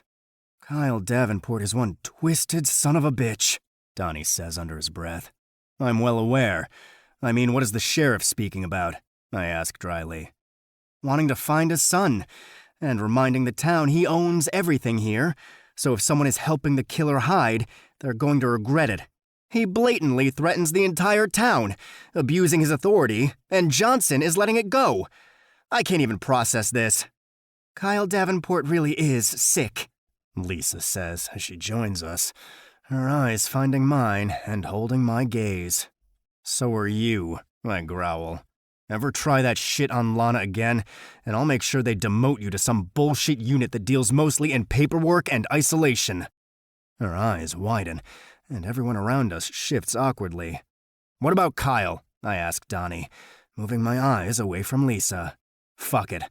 I'll have her ass shipped to another unit regardless." "You mean other than he vanished into thin air? Well, let's see. Over 5 women have already told us this morning what he did to them in the haunted house over the years. The girlfriend met us in private, saying usually he makes a second girl join them on the nights he gets really drunk. She's broken up with him 3 times, and has ended up in the ER 3 times. Leonard's gaze swings to mine, and my lips tense. Something tells me he already knew that. So he's an abusive bastard with a fetish for raping women. We can all agree that he doesn't deserve to keep breathing clean air. Now I'm asking if there's any news about him." They all shake their heads, and I walk around, wondering if anyone on the team is willing to put this girl behind bars if we manage to find her. I even question it myself. But this is a proxy killer. Has to be. No one was personally invested in these people enough to have revenge on a personal level. That makes her twice as dangerous, because she'll find another target to obsess over, and she'll eventually kill innocent people for minor infractions. It sucks. It really sucks. But she can't just walk away from this. She'll probably end up in an asylum as opposed to prison. but she sure as hell is too dangerous to leave on the streets. No matter what personal quandaries we're all suffering over this, the entire team is compromised by this point, because the victims make it hard to be compassionate. It's the future I'm most worried about. Now get out there and find my damn son, or I swear this town will never sleep again, the sheriff shouts, his face red as a bloated tomato on the verge of exploding. We need to deliver our profile to the psych hospitals in the surrounding areas, I say, as the people listen to the sheriff rant for a few more minutes. If our unsub was mentally unstable, they wouldn't have the control to pull this off, Leonard argues. A partner changes everything. There's always a dominant in the partnership. This time, however, the dominant figure isn't the actual killer. Then who is? Elise asks. Send someone back to Jacob Denver's house. Something was off when we paid him a visit, I tell them. It can't be him, Leonard sighs. This partner would have had to be able to aid in painting these messages and all the other crazy shit. Jacob isn't physically capable of any of that. You saw the medical records. The killer wouldn't have needed Jacob's help for that. He could have just masterminded all this, I point out. Leonard gives me a grim look before shaking his head like he's disappointed. Then he walks away. What's his deal? Donnie asks, confused. He's having a rough day. I lie, unsure why I'm even lying. Just as the crowd is about to disperse on a fruitless trek through the woods to look for Kyle, the church bells blare their song. My brow furrows, and I tilt my head, wondering why bells would sound at 6:15 in the morning. Usually they only chime on the hour. There's a large, curious-looking tarp-like bag hanging from the bell tower of the church. There's a suspicious-looking rope tied to one of the clock hands on the tower, and I watch as it clicks down to 6:16, and something suddenly swings out of the bag. A collective gasp sounds out, seconds before screams break across the park. People heave, spin away from the sight, and several start running like fire is on their heels. The sheriff staggers, his eyes wide, his skin pale, and his legs weak. He crashes against a deputy who helps steady him. The deputies who aren't stunned to their spots are racing toward the church, along with Lisa and Donnie. Even my stomach roils as I stare at the tower in complete horror. I'm not sure if it's Kyle Davenport I see hanging, considering there's not a piece of flesh to make him identifiable. But everyone here has the same conclusion. Even if we can't identify him, we all know it's him. The rope holds his neck, and his naked, fleshless body dangles from the tower as the bells chime on. If she wanted to make a statement that would incite a full-blown panic, she just won that war. Then again, the mastermind probably planned this. They knew this park would be crowded down with people at this time, even though the meeting was impromptu. They know the sheriff. They knew what he would do before he even did it. The castrated corpse sways, crashing against the brick on occasion, and I can't look away. Who is capable of something this depraved and dark without being psychotic? Still think she should have a happy life? I ask quietly, as Leonard swallows audibly. I expected him to be found in the worst condition, he says on a breath. He orchestrated it all. I shake my head. This is someone with a psychosis so deep, they feel they have the right to do this, even though they themselves were never wronged personally. And if your sister had ever been subjected to Kyle Davenport, would you feel this was too much? Leonard asks, a hard edge to his voice. I don't have a sister, I say, before walking toward the chaos. Elise hobbles up next to me, and I slow down so she doesn't have to struggle to keep up. You think this was the end game? Elise asks, looking over at the gruesome sight before flicking her gaze back to me. It seems unlikely this was the end, considering the unsub isn't displaying the usual signs of devolvement. I honestly don't know. Lisa comes jogging up to us, her color curiously puce. She looks like she's on the verge of being sick. Skinned and castrated? I ask her. She nods, swallowing hard. All 10 fingers are missing as well. That should have been a given. There was one new thing besides the complete flaying, She says, grimacing. What? the eyes were sewn open. Chapter 14. It is dangerous to be right when the government is wrong. Voltaire. Lana. You can't hurt Lisa, Hadley tells me as I throw another knife into the picture of the offending bitch she speaks of. It hits right between her eyes, and I go to pull it out. I'm getting out my anger, not plotting her murder. I say dully, "You're throwing a knife at her face." "Her picture," I correct. I feel her glare, but elect to ignore it. "Do I want to know how you got so good with knives?" I line up my next shot and take it, landing the knife in Lisa's throat. Oh, how I wish. Too bad that's not going to happen.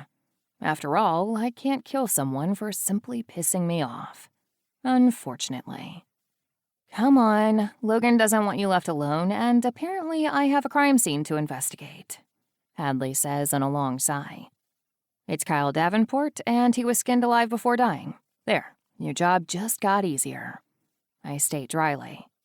She strangles on a sound, and I turn to face her. Need me to recite some of those details of all the horrible things he did to wipe that horror off your face? I ask. She shakes her head vigorously. I can't stomach hearing anything else that psycho has done. You skinned him alive? I nod. Yep, I was careful to remove the skin piece by piece, and only the top layers, so that he didn't bleed too much during my fun. I pull my knife free from Lisa's picture, then grab her picture, that I printed off from Hadley's computer, and toss the annihilated photo into the trash, covering it with some other rubbish. That's not creepy at all, Hadley mutters. I torture and kill men. Being creepy should be a given. She studies me, and a frown creases her lips. You're even colder than usual. Usually, I have more time with Logan after facing the worst side of me to do what needs to be done. Lisa was eager to interrupt that this morning, and it's fortunate I have my killer on a leash. She pushed at all the wrong times. I need cooling down periods after going that dark. It's how I keep my sanity. I've had to raise the timelines, losing a piece of myself with each kill. I follow her out, and considering the jammed-up streets, we elect to walk, moving briskly down the sidewalk. I'm worried about you, Lana. You're telling me you're losing yourself and struggling with not murdering Lisa. I roll my eyes. If I was going to kill her, I would have already done it while everyone was distracted with Kyle's flayed body. She gags, and I smirk. Seriously, you're normally not this cold and detached, she says as we walk toward the town where the chaos I unleashed is fully at play. I wanted to see the looks on their faces when they discovered Kyle, but knew it wasn't smart to be present. Jake and I drove like hell to get back in time to hang the body, and I still haven't slept. I'm almost done, I say as I ignore the trimmer in my hand. Killing Kyle the way I did, digging deep enough to give him the true torture he deserved over such a limited amount of time. A lot was taken out of me. I felt rushed, and I made him pay for it. I don't regret anything but not having more time to draw out his suffering. She's a bitch, I know, but she doesn't deserve any of your stabby urges. I hold my hands up innocently, absently listening to the sobs of the people I may or may not have scarred for life. As of this morning, they no longer fear the sheriff who has always protected his son. Now they fear the one person who can break the untouchable. They belong to me now. The flock have a new shepherd to fear. Bah, bitches. I'm not going to stab her, promise. My emotions aren't in check the way they normally are. They're all over the place, and the memories I've controlled with each kill ran awry, stirring up all the feelings I iced so long ago. It's killing me not to go for the endgame now, not to hit the sheriff before the shock of his son wears off. I want him to marinate in his grief for longer than a few moments, though. I want him broken before I arrive for the next phase. You got sloppy with your counterforensics. You should have dragged him. I'd have been caught. They know you have a partner. I'm aware. I grin over at her as she rolls her eyes, and I force the composure that normally comes with so much ease. It's fractured now. but I don't have time to regroup before it's time to bring out the arsenal. I have to strike soon, just not too soon. I pop a piece of gum into my mouth, and Hadley groans when she sees Lisa talking to Logan and Leonard. Please behave. This is a crime scene, and you can't give me another one. Her tone is joking, but also serious. I'll be good, I say with a dark smile, my eyes on Lisa as I picture what her screams would be like. I really need to get my control back before I cut her a little. That would be bad. Witnesses are all around, Hadley says in a sing-song voice. I keep staring at Lisa as she tries to touch Logan. He wisely backs away, not letting her touch connect with his arm. His back is to me, but Lisa spots me. A devious smile curves her lips. Oh, I could so teach her a lesson. Hadley starts getting worried again, stepping in front of me to cut off my vision. Don't, Lana. I'm on board with your crusade, but I'm not cool with petty cattiness. My eyebrows go up, but before I can speak, Lisa's voice interrupts. It's sad that she has to hurt the team by needing a constant babysitter, Lisa says, because she's stupid enough to provoke someone who could kick her ass for hours and never grow tired. Go away, Hadley snaps, glaring at Lisa. Lisa snickers as she starts walking by, and I spit my gum out. Because I'm an awesome aim, it lands right in the back of her hair, hitting hard enough to embed in there real good. Lisa gasps and grabs the back of her hair, whirling around with wide eyes that look ridiculous paired with that gaping mouth. I grin and wag my fingers at her before walking again, moving toward Logan. Hadley groans while running to catch up with me. Now that was petty, I quip, grinning proudly. Oddly, I don't feel so stabby anymore. I doubt I could spit gum out at all my impending victims and feel free. But with Lisa, it seems to do the trick. I should buy more gum. I can't believe you did that, Hadley hisses, but I can tell she's biting back a smile that matches my immature one. Better than sending her roses from a serial killer. I shrug, and Hadley's smile vanishes. Too soon? I ask, playing coy. She flips me off and walks away just as Logan walks up, eyeing the interaction between us. You're not Hadley's friend until she flips you off at least twice, he says, cupping my chin and tilting my head back. Then we must be besties because she uses that gesture quite often with me. He smiles, but I see the heaviness in his eyes and how weighted he feels. Kyle's body was too much for him, and I knew it before I delivered it to the town. He doesn't understand. Jake's words try to climb into my head, but I ignore them, forcing myself to focus on the here and now. As soon as this case is over, I'm taking a long, overdue vacation and turning my phone off for at least a week. We'll go somewhere they can't find us, he says, running his lips over mine. I entertain the illusion, distancing myself from reality as I stay the Lana Myers he loves, and not the girl he's chasing. I'll take you up on that, SSA Bennett. He grins against my lips, but a loud shout has us breaking apart. My son is dead and you're making out with your girlfriend after they just cut down his body, the sheriff shouts, outraged as he charges Logan full speed. 2 deputies charge us as well, but Logan's fist shoots out, connecting with one face before he lands a hit to the sheriff's stomach, halting the attack as the dick-headed man doubles over. My instincts take over before I can refrain, and my hand flies up, slamming into the throat of the third man before his punch can land on me. He coughs and his eyes bug out, and Leonard tackles him to the ground while Donnie wrangles the other one back. Leonard's eyes meet mine, and for a brief moment I panic. My movements were precise, showing far more experience than Lana Meyer should have. Nice reflexes, he says, giving me a tight smile as he cuffs the man on the ground. Logan spins the sheriff, shoving him into a tree and cuffing his hands behind his back. Get your fucking hands off them, Johnson shouts, charging toward us. You can't arrest the sheriff.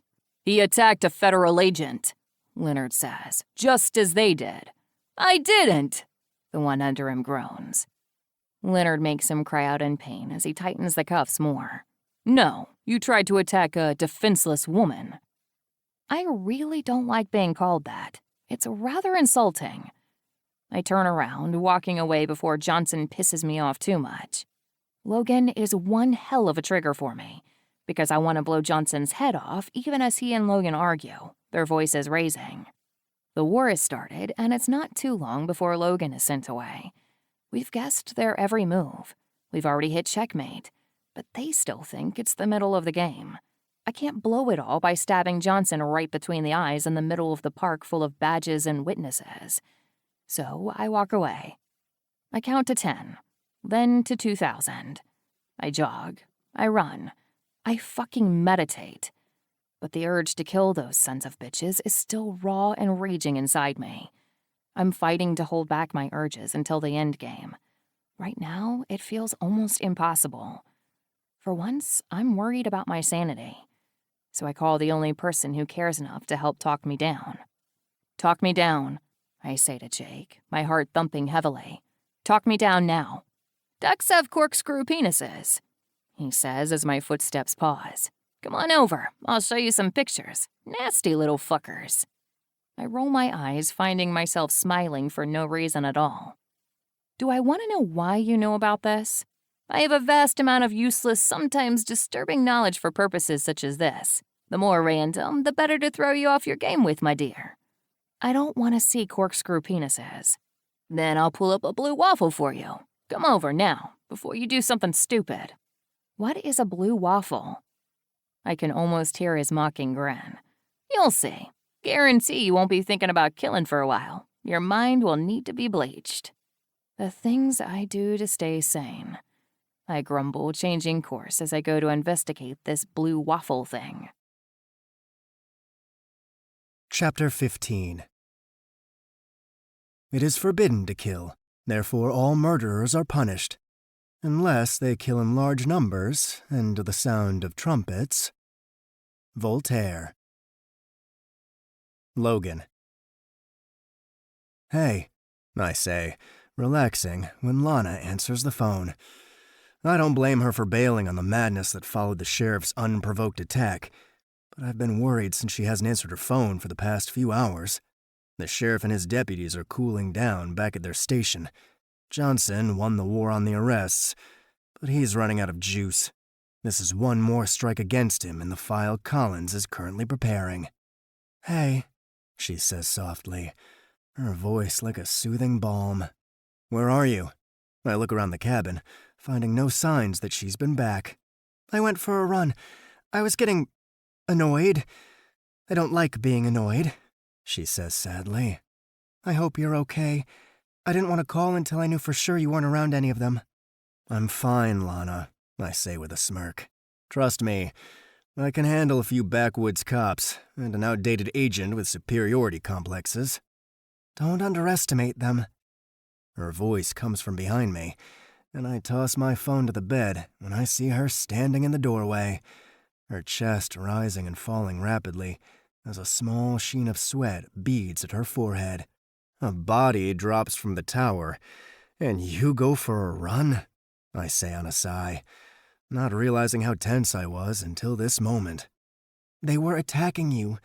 I knew if I said anything, I'd just make it worse, she says, as she pulls off her jacket and steps farther into the room.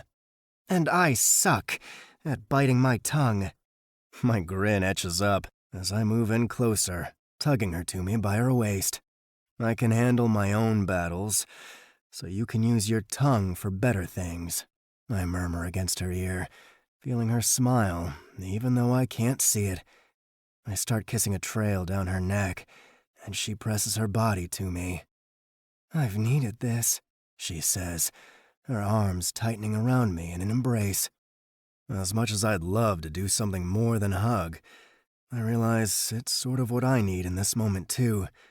Mostly because she's fucking ridiculously brave enough to wander around a town where a man was just skinned alive. Why can't she be normal and lock herself inside this cabin? I'm getting an ulcer over her. We're getting away as soon as this case is over. Just you and me and a beach, far, far away. I know you said a week, but maybe longer than a week? She asks, leaning her head back. My treat? I can't take more than a week at a time, given our current workload. But maybe soon, and I'll pay for it. She rolls her eyes before her head finds my chest, and she continues holding on to me. I love you, I say softly. Her arms squeeze me tighter as the chatter outside the window grows restless. Everyone waiting on me. I love you too, she says, on a long sigh. I take it you have somewhere to be? Sort of have to find the guy who just skinned a grown man alive. She nods and steps back, wiping something away from her eye. Right. Sorry. You okay? I ask, lightly gripping her chin and turning her to face me. She peers up at me, her eyes hesitant. She never asks for anything, but always gives so much. Yet I see a question in her eyes, and I'm willing to do whatever she wants, even if it's getting the hell out of here and abandoning this case. Then again, I still have a lot of justice to find in an extremely unjust town, while pretending to focus only on the current killer. Although, considering Johnson and the sheriff are already plotting my demise, I suppose I could give up pretenses. They know by now I'm doing more than gathering some background that could point to our killer. Hell, I've basically announced it. I'm building a whole fucking case against them. It's just really hard to do without any physical evidence. What do you need? I ask her when she grows silent. This afternoon, if you get a chance. Do you think we could spend a couple of hours together? It's the first time she's ever asked that. Usually it's me asking her to bend her life around my crazy schedule, not to mention put up with possible death threats. I can take off the entire afternoon, I say, strumming her cheek with my fingertips. I really can't afford it right now, not with Johnson scheming with the director as I speak. But I won't tell her that. Just a couple of hours, she says, with a small smile. I know you have a lot on your plate. The chatter outside keeps growing louder, and I bend to press a kiss to her lips. I'll be back at 7, and then I'm all yours for the rest of the night. She closes her eyes as I touch her, as though she's absorbing the feel of my hand on her cheek. Okay, she says softly, her eyes opening to reveal those haunting green eyes that have forever been seared into my memory. I kiss her quickly and head for the door, feeling like I'm doing something wrong. Never once until now has she seemed so vulnerable. When I reach the outside, there are people lined up all around, everyone talking at once. What the hell? How long was I inside? This wasn't going on when I came in. What's going on? I ask Elise. She turns to me with a stoic expression. Apparently the amnesia is gone, and suddenly everyone wants to tell the tale of what happened 10 years ago, along with everything that's been going on before and since then. We're going to be taking statements for the rest of the night. People are lined up all the way down the street, and I run a hand through my hair.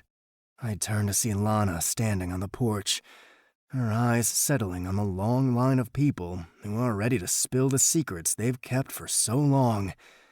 That coldness is back in her eyes. It's as though she resents them right now. Fear is always a good motivator to make people grow honest.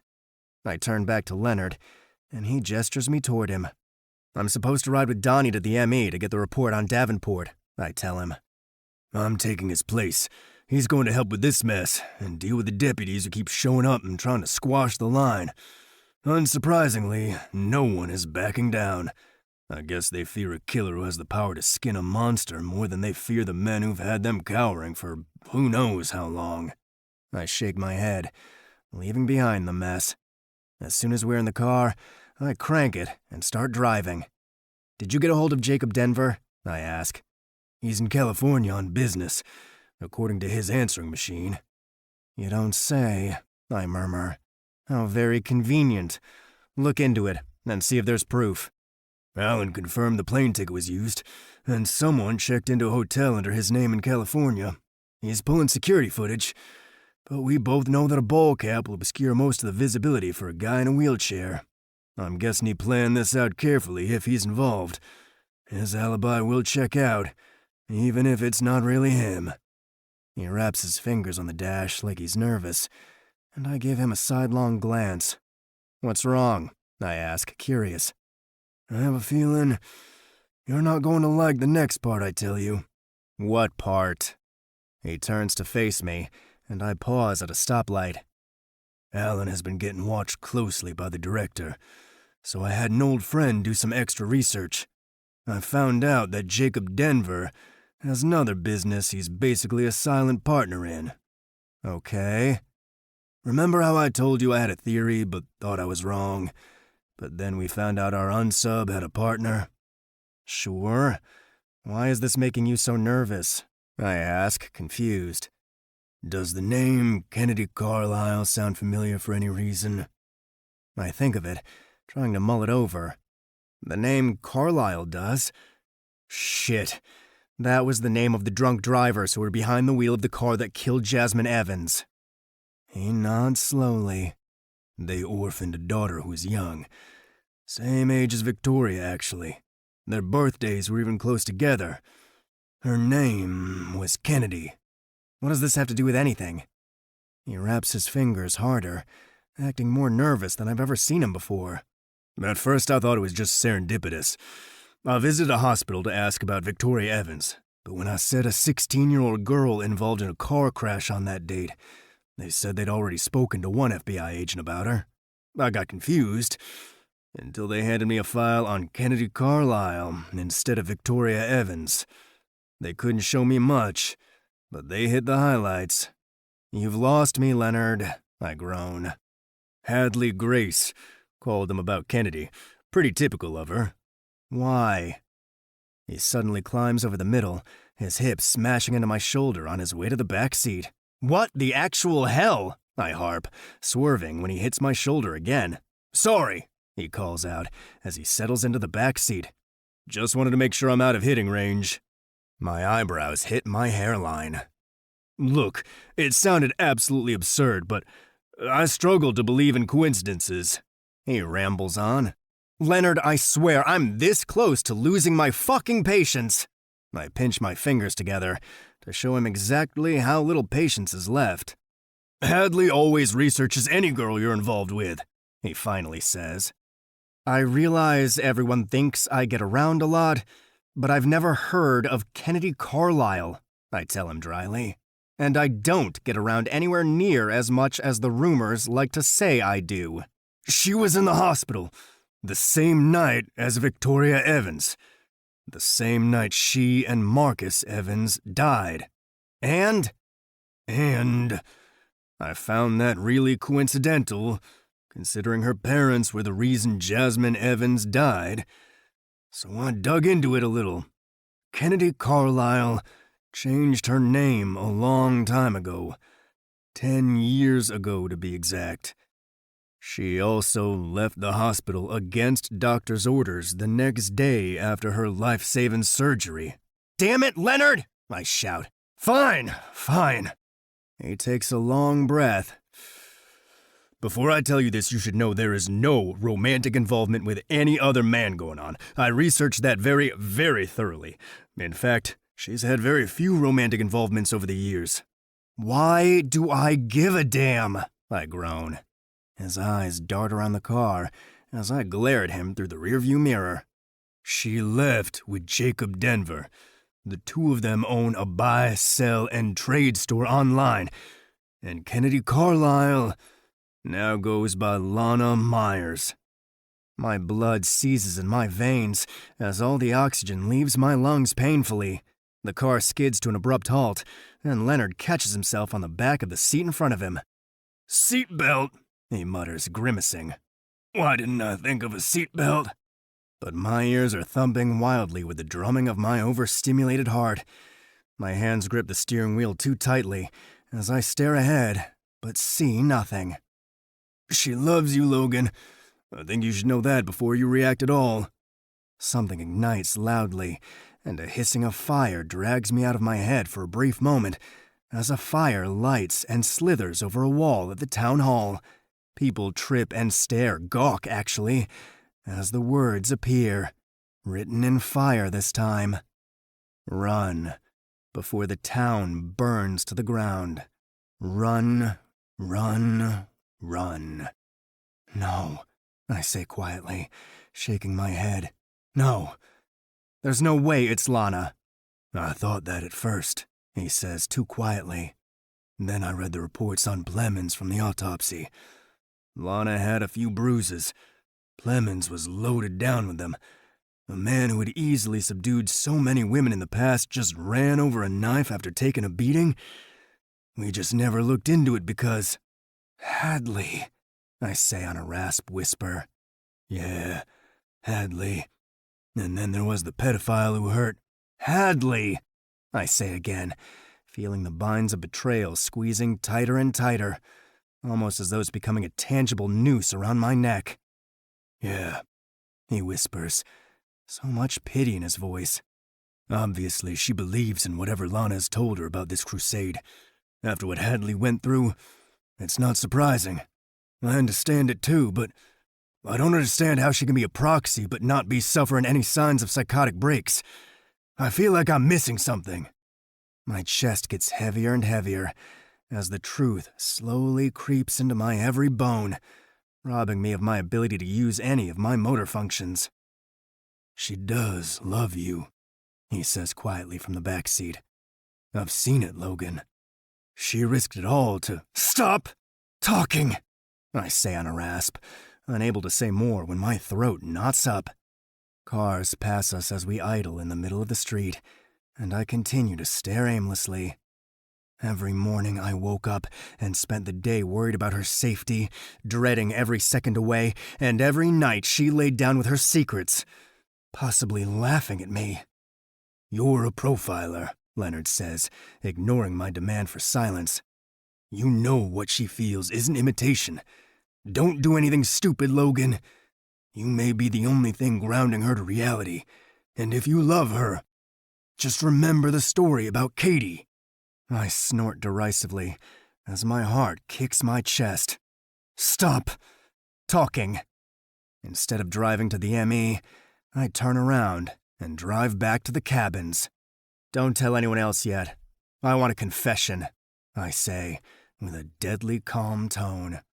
I said, don't do anything stupid, Logan. My hands grip the wheel tighter, betrayal continuing its course through my bitter veins. I've loved a killer who I knew nothing about.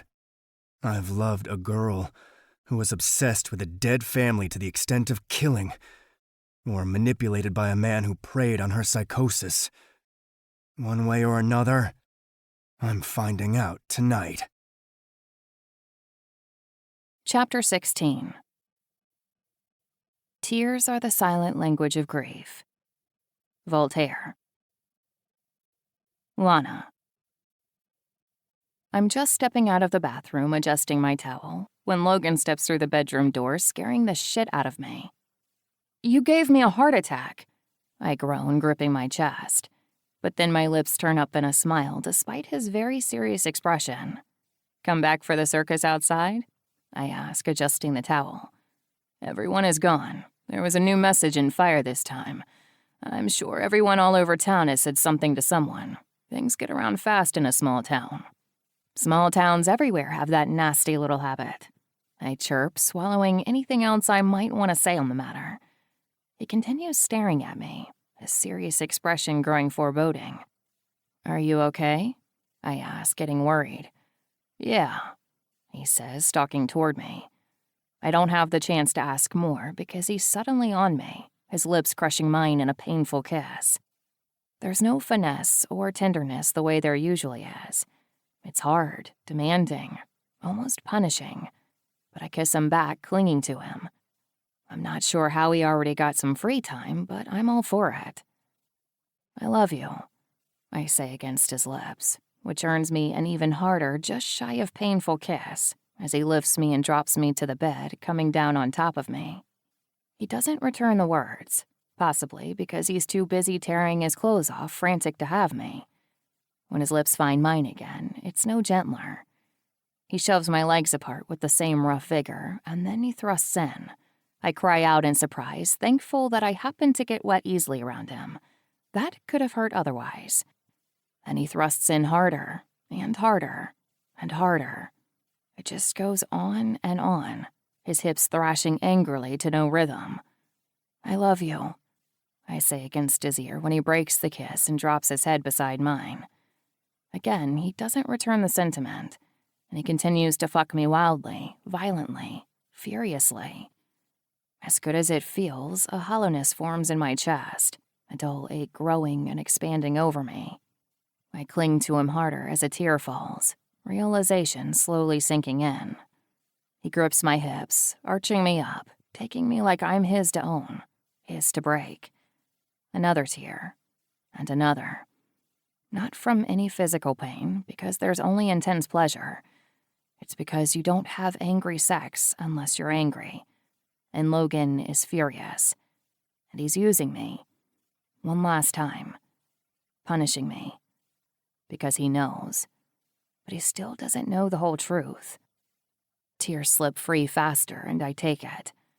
I wish it didn't feel so incredible, but the flesh enjoys it even as the heart shatters beneath it. I cry out, unable to help myself when an orgasm tears through me. Even as I cry from emotional anguish, the physical pleasure still forces my body to shudder with desire.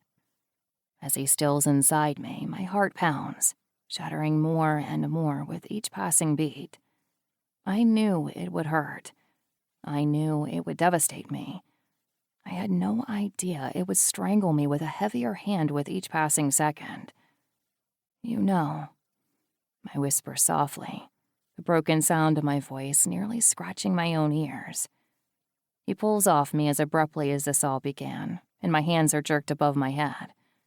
I don't even fight as I stare at him, watching him refuse to look at me as my hands get bound to the wrought iron headboard with his handcuffs. My tears fall without mercy, embarrassing me, humiliating me, robbing me of any dignity I might find in this moment. And he leaves me naked as he stands and pulls on his clothes, not saying a word until he's fully dressed. He still doesn't look at me. I shouldn't have done that, he says bitterly. Then again, I also should have known I was sleeping with a killer for the past several months. Finally, he levels me with cold blue eyes that lack a single ounce of warmth. There's pain, and then there's agony. It's been a long time since I felt the agony I unleash on my victims, but I feel it now. It's bone deep, gut-wrenching, and powerful enough to pulverize you from the inside. Naked and cuffed to a bed as I cry the painfully hot tears, I try to ignore the agony that continues to rip through me with a relentless force. But it's useless. I'm still too raw from the wounds I opened up last night. I'm too in love to pretend I don't care. And the heartache is too real not to feel it through every cell of my very existence. I no longer wish to be a romantic, because it hurts too fucking much. Logan, You'll shut the hell up right now, Lana, he snaps, his eyes glistening with his own unshed tears. I loved you. I cared about you. And you, all you fucking did was lie. You used me. I start to speak again, but he grabs my mouth, painfully pushing it closed. The worst thing he could do is what he's doing now, silencing me. It was the worst part of it all, being silenced because no one wanted to hear. Now, the one person I've opened myself up enough to love is silencing me. I grasp for anger. I search for the cold. But I'm greeted with nothing more but misery and tears as they cascade with too much freedom. But he's cold. He's like ice. Yet says what I felt was a lie. You're sick. You need help. And I honestly have no fucking clue what to do with you right now because, you know what? You figure out why. You made this mess, threw me in it without giving a damn about how it would affect me. And you can stay in here and stew on what's about to happen. He turns abruptly, and I rein in my words. Kennedy Carlisle, he says under his breath. Unfucking believable. It's on the tip of my tongue to explain everything, but that coldness finally washes over me, stealing some of the pain as I close my eyes and search for it, beg for it. Jake was right. Logan never would have chosen me. He just proved it. He didn't even ask. He didn't even care. As he slams the door and storms away, I slowly open my eyes, staring at nothing as I slide my wrists down the pole. My body works on autopilot, my foot finding my purse and dragging it up. I never take my eyes off the wall as more of the coldness creeps in, rushing through my veins with renewed purpose. I want to be numb, but that will take a while. It'll take more kills than I have time for today. It'll take more of my soul that I just got back. As I find the lockpick and work it up to my hands to find the proper tools, I continue staring ahead, not needing my eyes for anything. I'm not usually too good at picking locks, but apparently having your heart ripped out is some extra incentive to get it right. As soon as I'm freed, I slowly climb out of bed, dress myself, grab my things, pack my bag, and casually walk out of the cabin like there's no reason to be in a hurry. My mind is almost blank. Even as fresh tears fall, the coldness grows stronger. As soon as I make it to the newest place Jake has set up since abandoning his father's hunter's cabin, I find my best friend. His eyes come up and his features pale as I drop to my knees, my body giving out as it starts to shake with the silent pain I'm working so hard to suppress. I thought love would rip my heart out. I thought it would set me on fire. Instead, it turned me into ice. This concludes All the Lies by S.T. Abbey, narrated by Marie Hawkins and T.J. Clark. Copyright 2016 by S.T. Abbey. This unabridged audiobook is published by arrangement with Christy M. Owens Cunningham Estate and was produced in the year 2023 by Tantor Media Incorporated, a division of Recorded Books, which holds the copyright thereto. Please visit tantor.com for more information on our growing